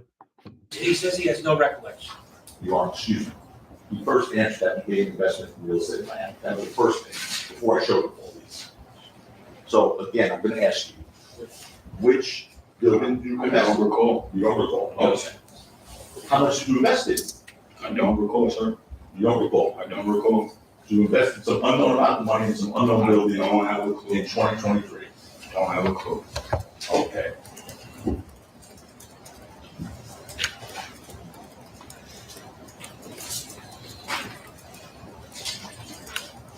All right. Let's talk about the event. How stupid can you get?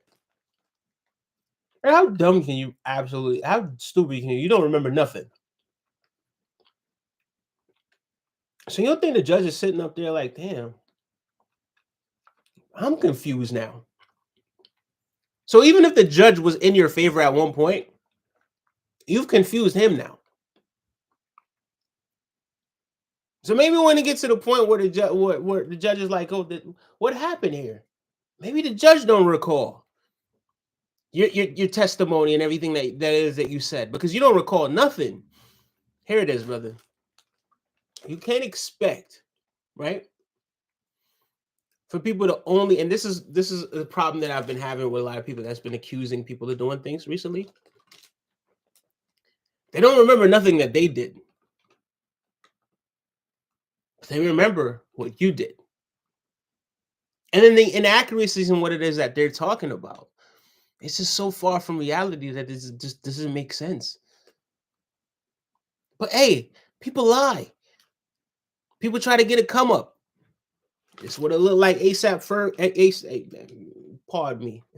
Everybody got the name ASAP. ASAP Relly. It's what it look like you doing, man. It look like you lying, brother. Events on and surrounding November 6, 2021. Okay. And when I say the event of November 6, 2021, you know what I'm talking about, right? Yeah, shooting. Oh. It was your understanding following this incident, well, which one? John Iman was Rocky's manager, right?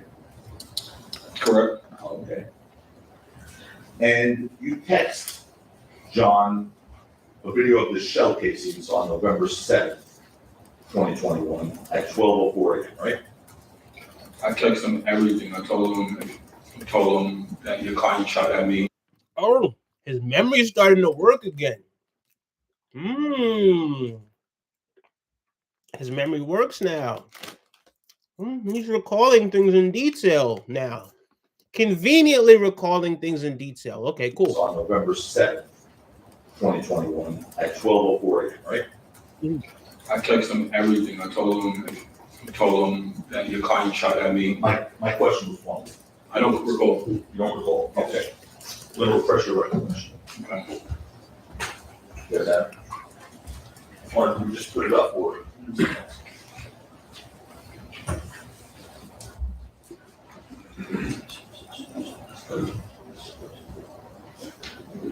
Okay. Take a look.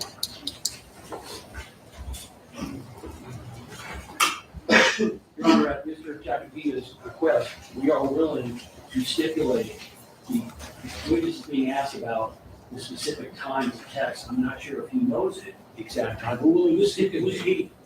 You say he knows it, who's he? The witness. Yeah, so whether he knows specific time, we're willing to stipulate. What's the stipulation you like to strike in? That 12:04 a.m. on November 7th, 2020.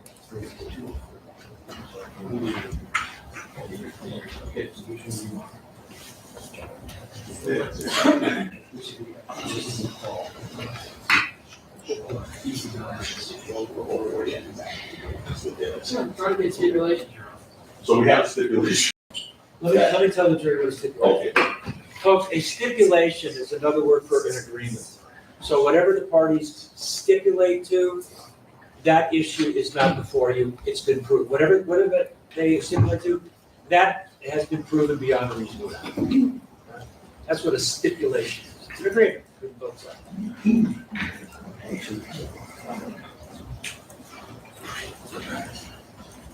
And also at 12:04 a.m., you sent a text to John claiming that Rocky shot at you, right? I don't know, I'll have to see the thing, but yeah, sounds correct. And again, that stipulation still stands, right, guys? Well, why don't you just stipulate, tell the jury what you're stipulating to? The time of 12:04 on November 7th, 2021. Same text, right? 4 minutes after that. But the problem is, if you're asking him what he remembers, we'll stipulate to it. Right. Then if you then ask him afterwards, doesn't know the exact. Right, you don't know the exact time, obviously, that you sent the message, right? It was 3 years ago. I understand. I'm saying you don't know the exact time, right? Okay. But we have a stipulation agreement that you sent it at 12:04 a.m. You sent him a text claiming that Rocky shot him, correct? And so stipulated. All right. And then you sent subsequently, 34 minutes later, you sent John a screenshot of your scraped fingers. Remember sending John that? Yeah. Okay. And at that same time, again, guys, 12:38 a.m. on that same date, you sent John a message saying, "I'm getting itch." You remember that message? Yeah, I'm getting it. It was a typo. Okay. All right. That's the message that you wrote to John was, "I'm getting itch," ITCH, right? I don't really recall, but I think Okay. We can show it to you. That's it. John message.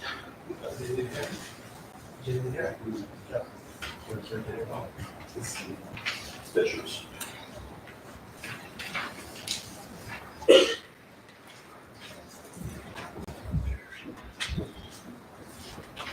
This is the other side.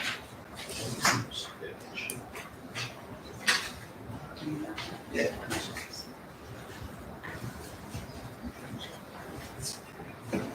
Bro, this dude ASAP Ferg is a cap artist. I'm not gonna lie to you, he's a cap artist. And you know something?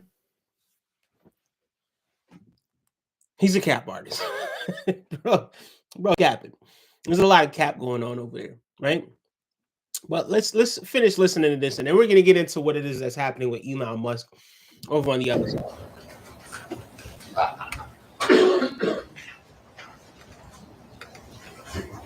Sit there for call, just show me that.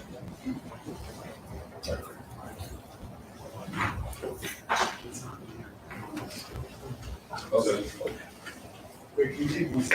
Sure.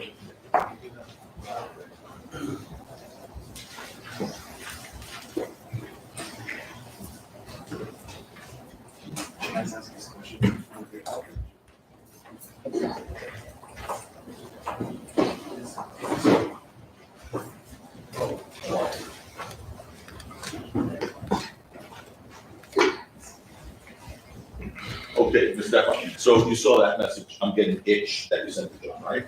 Correct. All right. At the preliminary hearing that we heard about, the jury's already heard about from November 8th of 2023, you were asked about whether that message to John was you saying that you're getting rich instead of rich. Remember being asked those questions by me? Well, the conversation, Just call it yes, sir. say it again? You remember in the preliminary hearing in 2023, November 8th, to be exact, I asked you questions about whether that message, "I'm getting itch," was really meant to say, "I'm getting rich." Remember those questions? Do you have a page on it? Sure you are. It's page 145, lines 15 through 20. 15 to 20? 15 through 20, sir.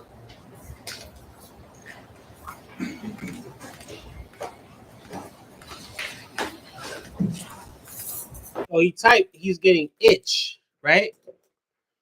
But this wasn't a case of like poison ivy or something, right? Like he didn't get bitten by like some ants or he doesn't have ticks, right?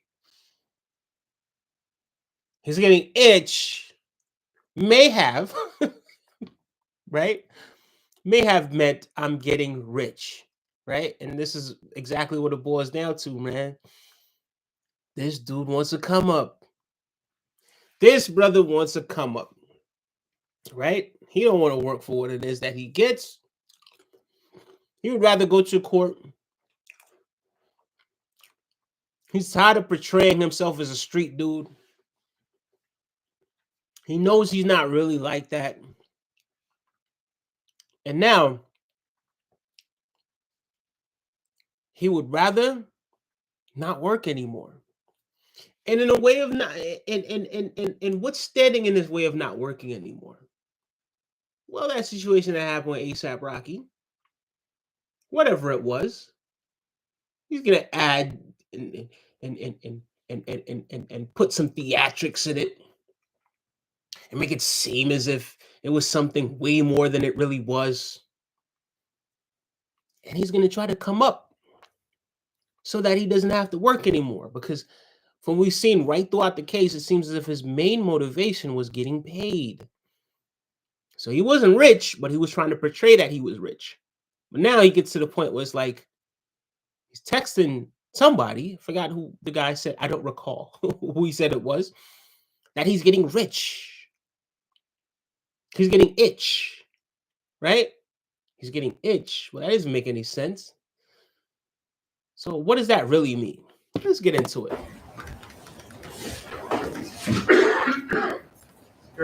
Okay. Do you remember that? Can you say it again? Sure. I asked you at the preliminary hearing whether you meant to type, I'm getting rich instead of itch. Do you remember me asking you that? I really don't remember. Okay. I don't recall. I don't recall. Instead of itch. Do you remember me asking you that? I really don't remember. Okay.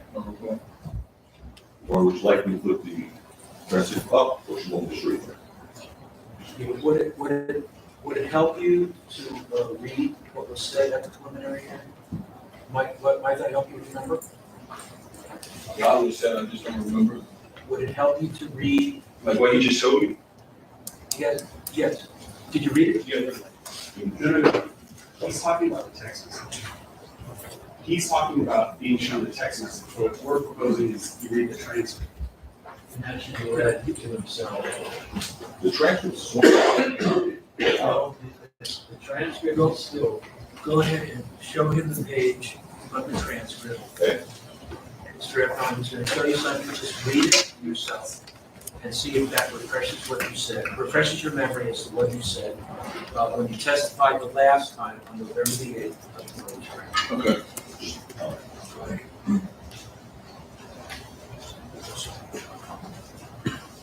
Let me just show you what I've been. Right over here. Thank you. Yeah, Q, exactly.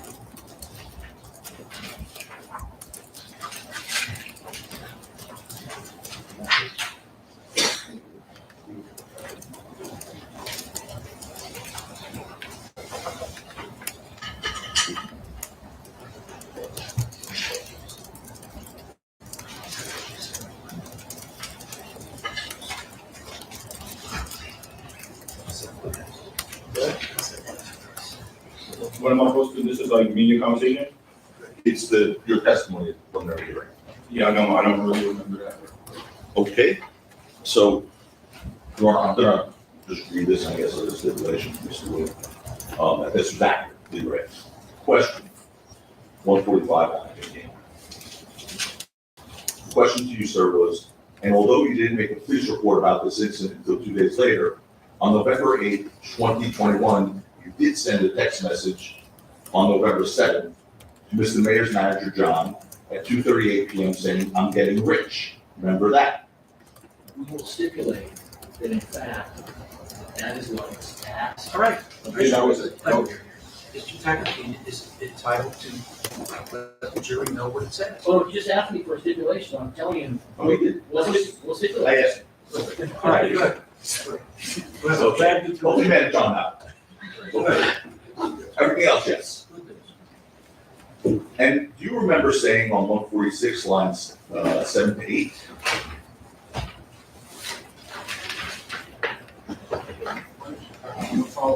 Yeah, just read stuff. What are you gonna read from?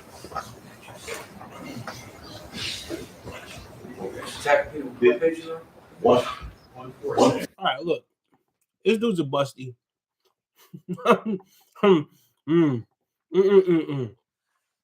He doesn't recall nothing. It's very difficult for him to recall anything, right? He doesn't know his name. He doesn't know anything, allegedly, right? So I'm really sick of covering this guy, right?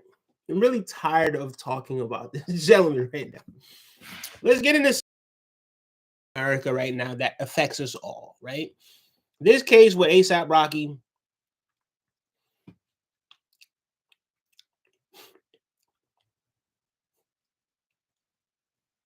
Not gonna say ASAP Rocky is all the way in the right, but this dude, really, it's making it very difficult for us to really understand from his perspective. I just gotta keep it a bean when it comes to that, right? Let's get into what's happening with Elon Musk right now. Good evening from San Diego. I'm Chris Hayes. The anger is rising. You can feel it as the world's richest man, Elon Musk, an unelected billionaire, is unlawfully hollowing out the United States government, seizing control of payment and personnel systems, of the data of millions of Americans, trying to shut down agencies that Congress duly created. Americans across the country in protests and demonstrations and teach-ins are focusing their outrage on Musk with calls of fire Elon, even though it is not entirely clear who he is working for other than himself. We're going to have much more on those protests later in the show. They are growing. But Musk is still pushing on, continuing to invade government systems. Today, staffers with his extra-governmental Department of Government Efficiency reportedly entered the headquarters of the National Oceanic and Atmospheric Administration in Maryland, as well as the building of its parent agency. Bro, who the hell is this guy, bro? Who the hell is this guy, bro? Like, I understand. Look, I see it. People feel as if they have certain people that they put on a pedestal. Who the hell is this guy, bro? Who voted for him, bro?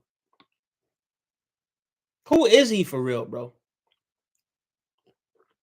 And why does he have such a hand in everybody's lives? Why does he matter? Why do we keep talking about him? Why does he matter, bro? Why? Because he got money? Because he's the richest? Because he's the richest man in the world? But nobody care about that, bro. That only matters to people that means something to. But I actually heard something yesterday where he was actually getting back at the Democrats. He was talking about the Democrats, and he was saying, "Oh, hold on 1 second, because I did write it down somewhere. Hold on, hold on." So he was saying the corrupt politicians outside the USAID building are the ones that are getting the money from USAID. That's why they're there. They want your stolen tax dollars. Imagine the richest person in the world crying corruption on anyone, putting a label on anyone, accusing them of being greedy. Imagine that. Imagine the person with the most money in the world accusing other people of being greedy. And I'm never going to be up here sitting to try and defend any level of corruption. Does corruption exist? Yes, it does. And we're seeing clear as day that corruption exists based on what it is that we're seeing this guy get away with on a daily basis. Like, who voted for this guy? Who voted for him? How the hell is he involved in the politics of our nation? I'm not the biggest Trump fan. Quite frankly, I don't like him.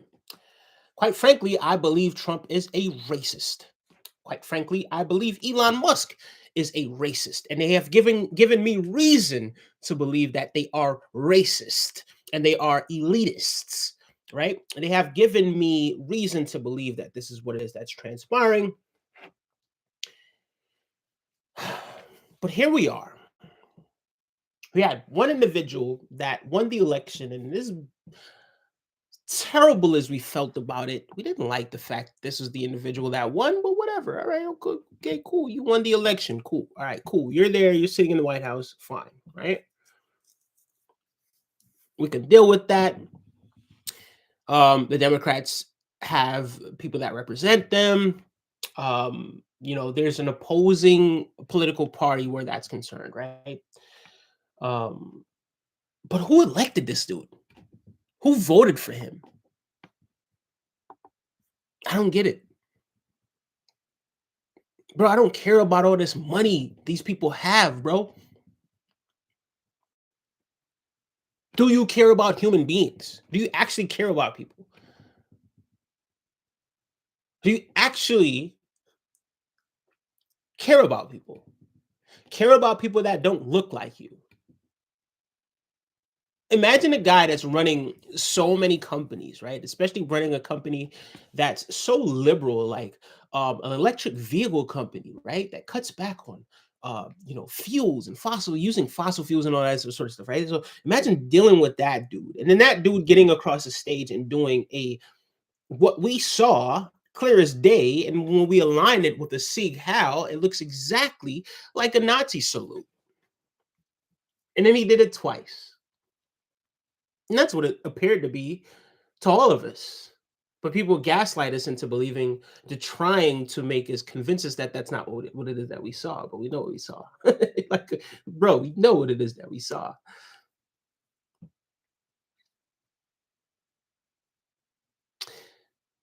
But something that's so liberal, because it'll be the liberal people that are supporting that stuff, right?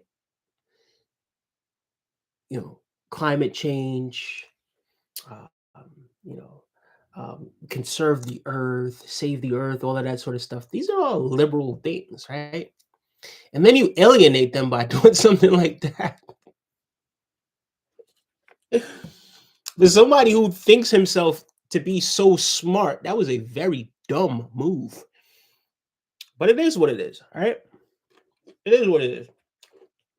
People put on a pedestal who they choose to put on a pedestal. I could care less about that. That's not what matters to me. What matters to me is this, right? This planet belongs to all of us. We are all in this together. But you see, when people decide that they're too good, when people decide that they're better than everyone else, then fine. You know what? Maybe you should build a rocket and go to Mars. Build a rocket, go to Mars. Forget about us. Just stay there. Just go to Mars and stay there. Right? I'm okay with that. Just go to Mars and stay there. But don't screw us over before you go to Mars.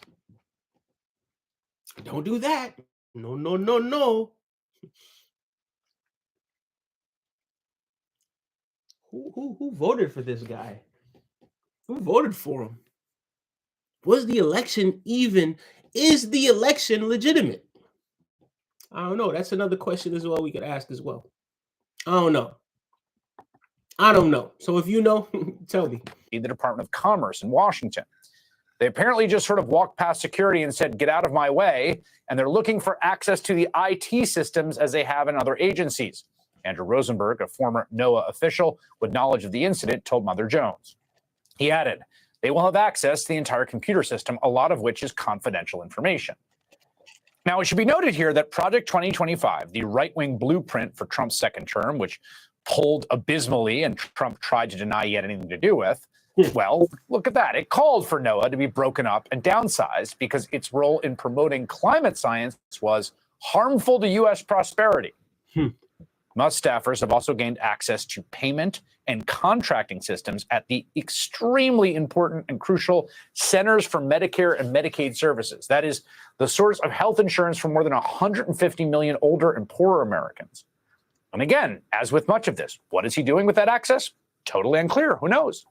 He did post on the social media platform he owns saying, yeah, this is where the big money fraud is happening. This all comes on the heels of Musk's other moves, including this is where the big money fraud is happening. The guy that's getting all this government contracts from so many different people. Look, when money is your motivation, when the only thing that you care about is money, when it's clear as day, right, why it is that you decided that you were going to endorse a candidate, especially given the fact that, all right, cool. So I did write down some stats here that I did kind of find online, right? That by December 12th, Elon Musk's net worth had increased by over 69%, right? According to Newsweek, right? And as a matter of fact, we're gonna get into that before we let's get into this article real quick first before we get back into that. We're gonna get back into what it is that happened there. But hold on. All right, there we go. All right. So since Donald Trump's victory, right? And now look at when this was published. Right? So since Donald Trump's victory, and this is according to Newsweek, of course, right? But this is the guy that's screaming corruption at everyone else. Oh, everyone else is corrupt except him, right? So this is the guy that's screaming corruption at everyone else, right? But since Trump got elected, look at how much his net worth, and this is December, this is almost 2 months ago now. This is how much his net worth increased after Trump got elected, right? The guy that was already the richest man in the world, his net worth increased over 50%. 100%. Damn near 100%. Since here it is. Elon Musk has drastically increased his fortune in the weeks following Donald Trump's presidential election victory to become the first person in history to have a net worth in excess of $400 billion. This is one person with a net worth of $400 billion, right? So one person with a net worth of $400 billion is screaming corruption and is screaming greed to other individuals. It just does not make sense to me. It doesn't make sense to me because, right, like, okay, you're one man and you decided, all right, cool. Well, 200 million wasn't enough. I need 400 billion. It's 400 billion. I'm sorry. 200 billion just wasn't enough. I need 400 billion, right? So you got 400 billion. And now you're up here screaming corruption at other people. Does that not raise some sort of suspicion? The first person in history to have a net worth of over $400 billion, according to Newsweek anyway, right? So the Tesla and SpaceX CEO, who contributed over $100 million to former and future president's campaign, saw his net worth grow 69% from $264 billion in November 6th to $447 billion on December 12th, as he prepares to take a major role in Trump's incoming administration as co-leader of the Department of Government Efficiency.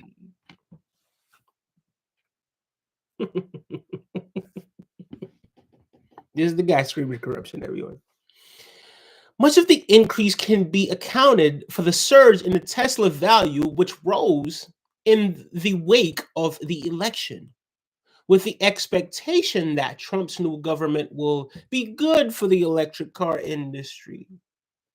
The company's stock has reached record highs, closing at $424.77 per share on Wednesday, elevating the company's market valuation to $1 trillion. This growth has added approximately $52.45 billion to Musk's wealth. Investors may also believe that Musk himself could have control over cutting down on regulatory practices that affect his industries. So, see, this is the key thing right here. So investors may also believe that Musk himself could have control over cutting down on regulatory practices that affect his industries, right? So this is exactly what it is that the suspicion is.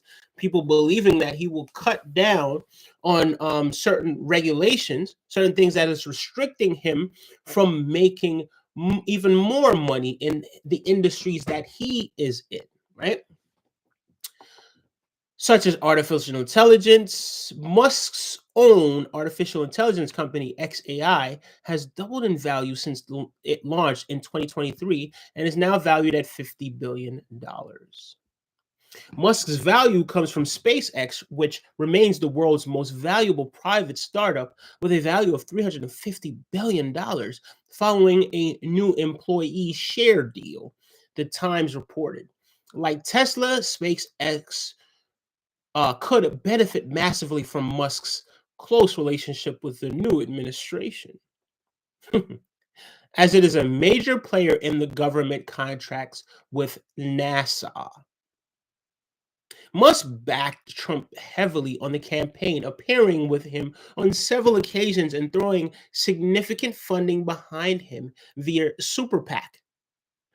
In turn, Trump has widely praised Musk as a genius who has been a near permanent fixture at Mar-a-Lago as preparations continue for the transition into the White House. So again, this is obviously now we're in February.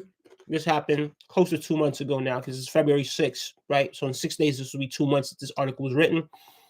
But yeah, we continue.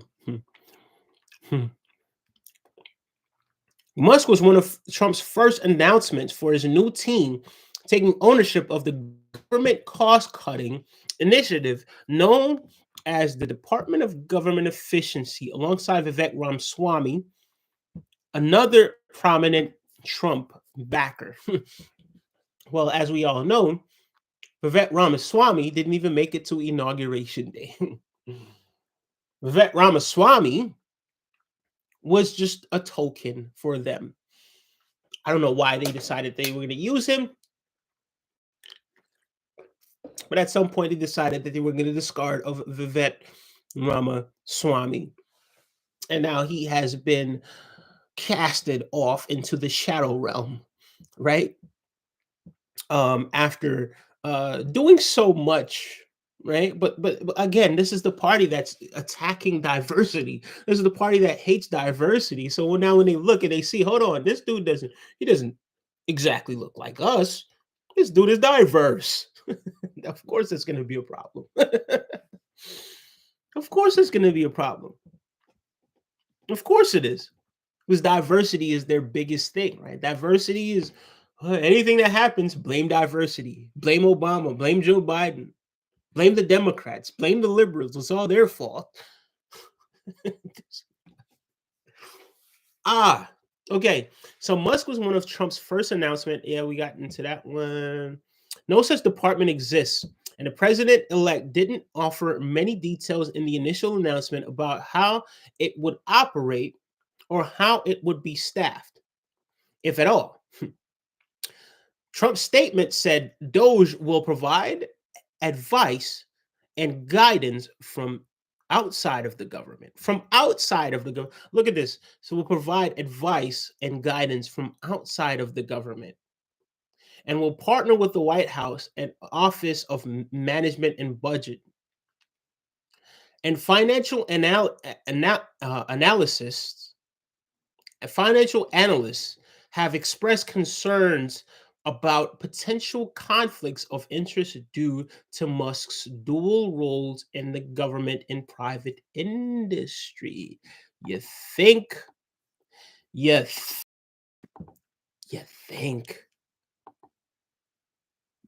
There's really a lot to unpack there. His sudden and illegal attempt to shut down the U.S. Agency for International Development, which is already wreaking havoc on public health and life-saving aid around the world, and his takeover of the Department of Treasury's internal payment system that manages the payments of $6 trillion of U.S. government money. Trump officials continue to insist that Musk's access to that crucial, basically the government's bank account, that access is read-only. Insiders say otherwise. Multiple sources telling Wired that a 25-year-old engineer named Marco Ellis, who previously worked for 2 Elon Musk companies, has direct access to Treasury Department systems responsible for nearly all payments made by the U.S. government. 2 of those sources say that Ellis's privileges include the ability not just to read, but to write code on 2 of the most sensitive systems in the U.S. government. These systems control, on a granular level, government payments that in their totality amount to, ready for this, more than a fifth of the entire U.S. economy.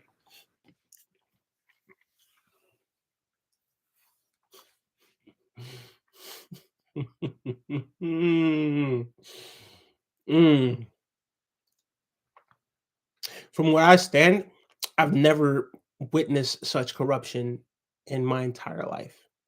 I've never witnessed it. I've never witnessed such corruption in my entire life. I just haven't. I haven't.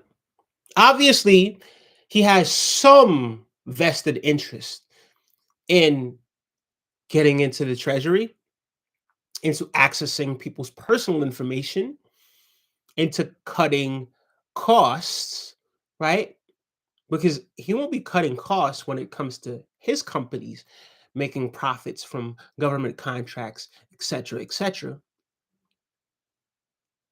right? But when it comes to Medicaid, when it comes to US aid around the world, yes, they're going to cut the budget for those things, right? But who benefits from this? So when you want to talk about greed, it's not the Democrats that are outside saying, hey, listen, these people over here, they need help. These people over here, they are dying, right? Because when you do a lot of negative deeds to people, right? The very least that you can do is cancel it, not even cancel it out because you don't, you know what I mean? But the very least that you could do is actually help people in some way, shape, or form, right? So yeah, of course, who's going to benefit from this stuff? Who knows, right? Who knows? I'm sure Musk won't be making a dime from any of these things. Yeah, okay. One 25-year-old mucking around in that system. This is just a fraction of what the world's richest man, a guy that no one voted for, a guy who's actually constitutionally banned for running for president, has done to take over the U.S. government. And so Democrats on the House Oversight Committee, tasked, of course, with the duty of oversight, tried to do some of that oversight today, to subpoena Musk, to just have him come to testify before the committee about what he's up to. Interestingly, the committee's Republican members refused to allow debate on the motion, and when Democrats argued, that chaos unfolded. Mr. Chairman, I think it's outrageous that this committee will not even entertain a motion. No, you state your, Chairman, that's not a point of order. Somebody You know, who's breaking the law agree. Point and of order. dismantling our federal There's agencies been a call. You're and hiring Point of federal order. employees No, and we don't listen to taxing demagogues. data, Out of and you order. will not Out of order. even Out of order. entertain a motion The to motion bring is this Chairman, in this is front of the demagoguery. This is oversight out of order. committee. As are in favor of tabling. Yes, signify- let's have order in This is the most corrupt pieces of shit. Yo, big ups to this lady. What's her name? Miss Stanbury. Look at how she's standing on business, bro. And everybody's over talking her. She can't even get a word in. She can't even get a word in. Do the American people matter? Doesn't seem like it. Doesn't seem like it. Listen to these savages that are attacking this woman's perspective. Listen. outrageous that this committee will not even entertain a motion. No, you state Mr. your, Chairman, that's not a point of order. Somebody You know, who's I breaking the law point and of order. dismantling our federal There's agencies been a call. You're and hiring Point of federal order. employees No, and we don't listen to taxing demagogues. data, Out of and order. you will not Out of order. even Out of order. entertain a motion The to motion bring is this Chairman, in this is front of the demagoguery. This is out oversight of order. committee. As are in favor of tabling. Yes, signify- let's have order in this country. Stansbury, you're out of order. You know you're out of order. You know the rules of this committee. There's been a motion. Mr. and a Elon second to Musk is table. out of Now, order and dismantling. He's out of order. God. I call Look at him. This is one of the dudes that was yelling over the lady. Mr. Comer, chairman. Smells like corruption. It smells like corruption. Why are you going so hard to protect that person? Out of order, out of order, out of order. Lady can't even get a word in. Out of order, out of order, out of order. Every point that she's trying to make, out of order, out of order. Not listen to what it is that she has to say and then respond. Try to silence her. And there's two of them trying, multiple of them, multiple guys trying to silence the voice of this lady because she has a point. But they don't like the point that she's making. You see? There's been a motion and second. Motion by Dr. Fox. That's ASAP Rally right there. Second by Mr. Higgins to table. All those in favor of tabling signify by saying aye. Aye. All those opposed. signify by saying Opposed signify by saying no. No. In the opinion of the chair, the ayes have it. No. No one said aye.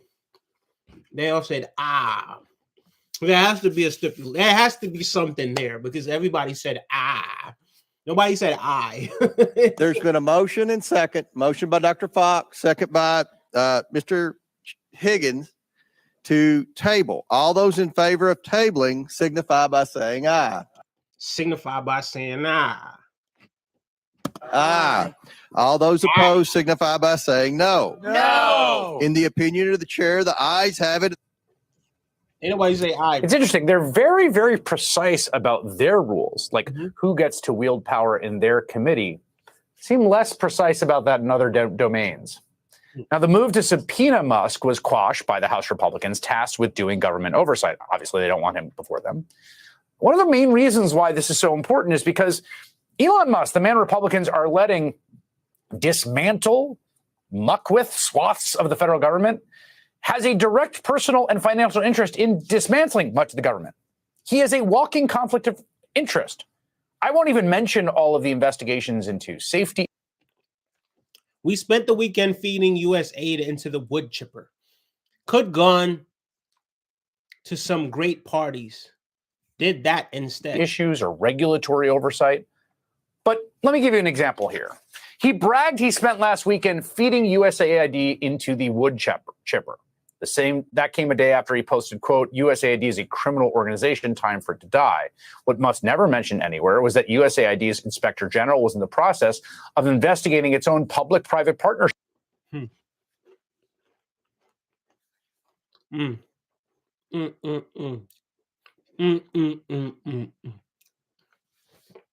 It screams of corruption to me. And the quicker the American people wake up, the quicker we hold these people responsible. Everyone that is in cahoots with this guy, the quicker we wake up is the quicker we hold these people responsible, and is the quicker we save the country for ourselves and our children and for the grandchildren and the grandkids in the future. We got to wake up. Partnership between Musk's Starlink and the Ukrainian government at the time that the billionaire's Doge crippled the agency. That investigation was launched with a public announcement last year. Its status now unknown, but I think you can take a guess if it will continue. Those Starlink consoles were just a fraction of the business that Musk companies do with the federal government. Over the past decade, just two of his companies, Tesla and SpaceX, have won more than $15 billion in contracts, according to the New York Times. Not chump change. Most of that comes from his space business, which effectively dictates NASA's rocket launch schedule. Last September, the FAA announced plans to fine SpaceX for skirting launch safety rules, including using an unapproved launch control room. That same day, Musk lashed out, saying humanity will forever be confined to Earth unless there is radical reform at the FAA. A week after that, Musk called for the resignation of the FAA's chief. Then last month, in the final days of the Biden administration, a SpaceX Starship exploded shortly after takeoff, spreading an estimated 100 tons of debris beyond protected areas. Air traffic controllers had to deal with the aftermath of that with the planes that they were guiding safely. There were reports of debris and damage on the Turks and Caicos Islands. Air traffic in the area had to be briefly diverted. SpaceX announced it had undergone a, quote, rapid unscheduled disassembly. The FAA immediately grounded SpaceX, barring future launches until an investigation could be conducted. 3 days later, Donald Trump became president, and the FAA administrator, who Elon Musk wanted out, announced his resignation. Given all of that, given Elon Musk's penchant for exploding rocket ships, what he likes to call rapid unscheduled disassembly, you'd think he's the last guy the FAA would want weighing in on issues of public transportation safety, especially when those issues were just illustrated the stakes of recently. But you would think wrong. As a former TV reality star and newly minted Transportation Secretary Sean Duffy posted today on Musk's platform, quote, big news, talk to the Doge team. They're going to plug in to help upgrade our aviation system. Just the world's richest man, who's been empowered to get into the back end of virtually every facet of the U.S. government and do whatever he wants, while he has billions and billions and billions of dollars at stake. Yet he's screaming corruption at other people whose net worth, right? These people that he's screaming corruption at, their net worth isn't even a fraction, right? All of those people out there that are protesting combined do not have a combined net worth of even a quarter, right? Even 1%, even 10% of what it is that this guy's net worth is. So when you want to talk about a conflict of interest, when you want to talk about corruption, when you want to talk about all of those things, from our perspective, look no further than what it is that we're looking at. But yeah. Let's see this one. But we begin tonight with growing glimmers of the Rebel Alliance. Look at these scenes as thousands of Americans in 50 states took to the streets today to reject the MAGA hostile takeover of American democracy, denouncing everything from Donald Trump's calls to occupy Gaza to his Project 2025 playbook and the seemingly unlimited authority Trump has handed to Elon Musk with zero checks and balances and no oversight. Barely 2 weeks into the Trump administration, signs of the collapse of constitutional order ushered in by Musk, an unelected South African-born billionaire, and a handful of teen and young adult employees from his private companies are everywhere. Musk and his junior staffers have infected government agencies, potentially illegally pushing out tens of thousands of civil servants and gaining unfettered access to some of the federal government's most sensitive payment systems. Think Social Security, student loans, and federal grants to businesses and organizations serving seniors and the poor, plus the private personnel files of potentially every federal employee and maybe every American Social Security number. Republicans have met this power grab by a bunch of tech bros young enough to be their kids with what can only be called cowardly capitulation. They've called Democrats and legacy media hysterical for saying, hey, maybe a bunch of 20-somethings that nobody elected shouldn't be rooting around in our personal data with zero knowledge of how basic government functions and no oversight. That's it. I mean, would you be comfortable with a precocious teenager stepping in and performing open heart surgery on you? I doubt it. So why should we be cool with random Elon staffers barging into federal government offices and taking over the systems that make sure your mom and dad get their Social Security checks? Your kids get Head Start, or your autistic son gets a special education aid at school. Look, I get it that many Americans' eyes just glaze over about a bunch of agencies with alphabet names. But believe it or not, these agencies help keep us safe and alive. EPA, the Environmental Protection Agency, makes sure Americans have clean air, land, and water by regulating how much grunk oil and chemical companies can dump into our rivers and streams. How do you make America healthy again with cancer-causing poisons flowing into the tap water? DOE, the Department of Education, does not, I repeat, does not set school curriculums. But it does help kids with special needs get grants so that they have support in our public schools. FAA, the Federal Aviation Administration, regulates civil aviation to make sure the planes don't fall out of the sky, like has already happened twice in 24 hours in the first 9 days of Trump 2.0. FDA, the Food and Drug Administration, makes sure that the food you eat, the lipstick you put on, and the pills you take don't kill you. Eggs are expensive right now because there's a bird flu killing birds, cows, and humans. I suspect you want the FDA to make sure that your now more expensive Waffle House eggs don't kill you, right? NOAA, the National Oceanic and Atmospheric Administration, warns us about tornadoes and hurricanes.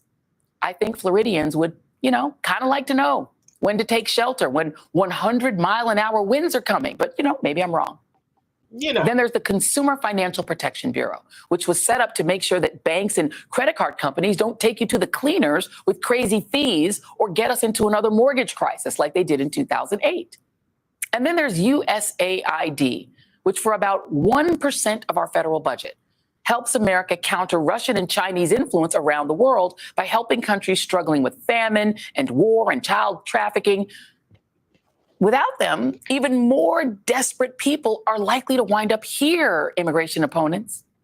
All of these agencies could go the way of the dodo bird if Musk has his way. Joni Mitchell once wrote, "You don't know what you've got till it's gone." Well, we're about to find out, because we could very well be headed into a completely deregulated world run by artificial intelligence, MAGA enforcers, and Elon fanboys who will make America work about as well as X-Twitter. What could possibly go wrong? Joining me now is Senator Elizabeth Warren of Massachusetts. Please correct me if I got any of that wrong. You didn't. Okay. And I want to say, what was really lovely about what you just said is just to remind people, we built a government to work for all of us. Yes. We're just all better off if, in fact, the bird flu gets under control and that our eggs won't kill us. We are all better off. We're better off. We make these investments in infrastructure. We make these investments in our payment system so people don't get cheated. That's how we keep the economy going. And look, bless everybody who gets out there and makes a fortune. Bless everybody who gets up every day and goes to work. But understand, look, this lady's absolutely right. Bless you if you are able to make a fortune. Bless you if you are able to get up there and make a living for yourself. Not verbatim, not exactly what it, pardon me, not verbatim, not exactly what it is that she said. But at the same time, I get it. Bless you. But at the same time, bro, like, you gotta understand the world doesn't revolve around you. And that's not something that people are comfortable with. I'm not comfortable with that. Underpinnings of all that are something we all invested in. And now we've got Donald Trump and his co-president, Elon Musk, and they're just running a wrecking ball through it. And it's not like it's an abstract problem. It is really and truly the kid who needs an aid to be able to sit in class so that they can get an education, taking that aid away and maybe taking away that whole classroom. It's these very real ways that people are touched by this. Yeah, I mean, and the thing is, when you say we, the American people, hire people like you. We hire Congress members and we hire United States senators to make the budget that even Elon Musk's contracts come from. The money that he gets and that made him rich came from the American taxpayer hiring senators, hiring Congress members. They do an appropriation because the Constitution says it's y'all's job. It is the Congress's job. What Trump is trying to reset here is to say, nope, Congress can do whatever it wants. I'm spending this money myself.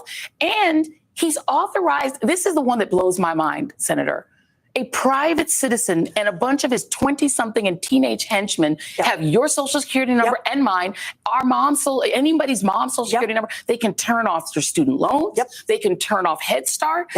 Who gave them that right? Right. They can not only turn it off, the other thing is, are you sure they didn't copy any of it while they're in there? This is the other thing. And the piece is, so supposedly they want to use AI to try to make these cuts, right? They don't know anything about government, so they're going to let the AI bots do it. This is the fear I think I have, and I'm sure that you have, is that these unregulated people, who apparently they're giving some security clearances to, could download that data. Data is the coin of the realm. They could use it to train the AI grok that he's got for Twitter. They could literally use it to profit, and we've not given them permission to do it. That's right. And In order to get into this system, understand this is like one of the most protected systems in the world.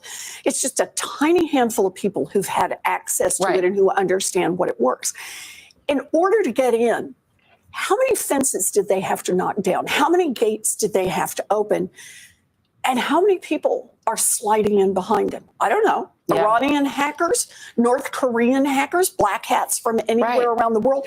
In other words, we had a banking hearing this morning. And one of the questions that Democrats asked, we had 2 or 3 bankers there, is would you let someone come in and see your customers' private banking data? Right. And these bankers are like, no, never, absolutely not. No, no, no, no, no. So why is it okay for Elon Musk and a handful of people just to come in and say, you know what, we're just going to root around here for a while. And then while they're at it, why should we have the slightest bit of confidence that they're not turning off programs they don't like? They've already indicated just a week before that anything they want to shut down, they can just shut down. Let's get into this funding. for a moment. The claim from Republicans is that they've only got read-only access. The White House spokesperson said that today. But Elon Musk himself posted on his ex Twitter, no, we turned off the funding to this Lutheran organization. So he's admitting that they are doing more than. There's also some Wired reporting and other reporting that they might be downloading software onto it. We literally are told, don't click on anything on our phone because you might download malware. We don't know what that software is. You all don't know what that software is. If a foreign government was doing this, we would say that the federal government is having a cyber attack. Oh, absolutely. And you all passed a law banning TikTok because of the fear that the Chinese government could get access to our personal data. Exactly right. And so now Elon Musk has got access to all of his personal data. That's exactly right. What can be done about this? So look, the first thing we can do is we have to raise our voices about this. Remember last week they cut off funding. They said we're going to do a pause on everything that has federal funding. And what did people do? 22 states sued. We went to the courts, right? And we also raised our voices. Think how many people stood up and said, whoa. I want everybody to know that's my little organization here. That's my small business that can't get our. That's my NIH. I'm working on trying to cure cancer here, guys, and you just cut off my funding. I'm going to have to shut down my small business. How many people spoke out? And what happened? We've got the courts in place now, and I think the appetite for going through and trying to shut these down, at least the warning shot has been fired. So, okay, so we've held the line there. Now we come to the second one. Elon Musk comes in and it's instead of doing it program by program, now they've got their fingers on the keys to do it person by person, right? We don't. I mean, they could retaliate against his.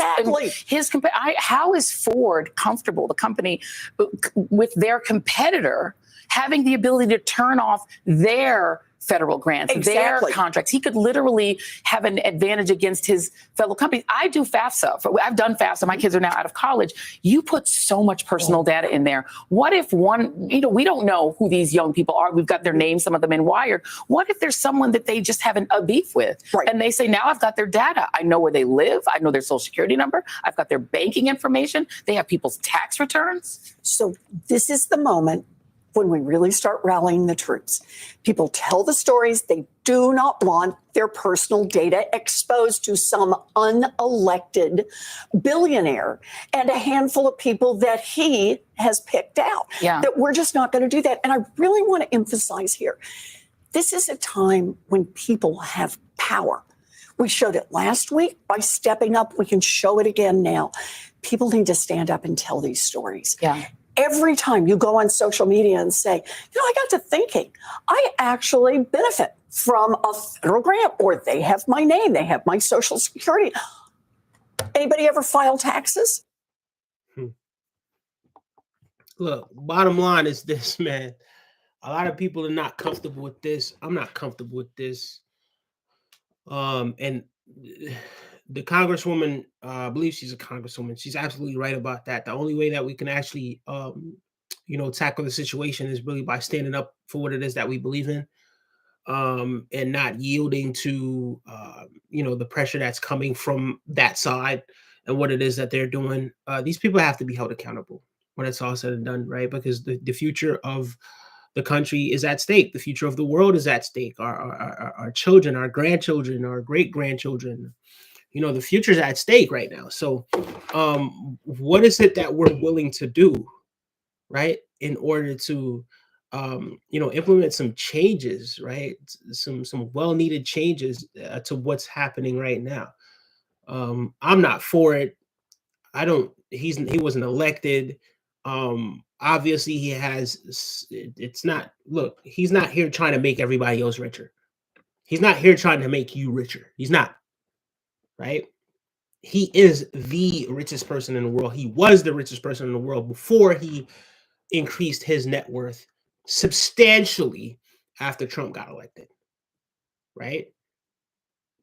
He ain't in it to try to make you rich. He's not in it to try to take care of you and your family. He's trying to secure himself and the people that he cares about, right? So wake up. I want America to wake up. I want us all to wake up.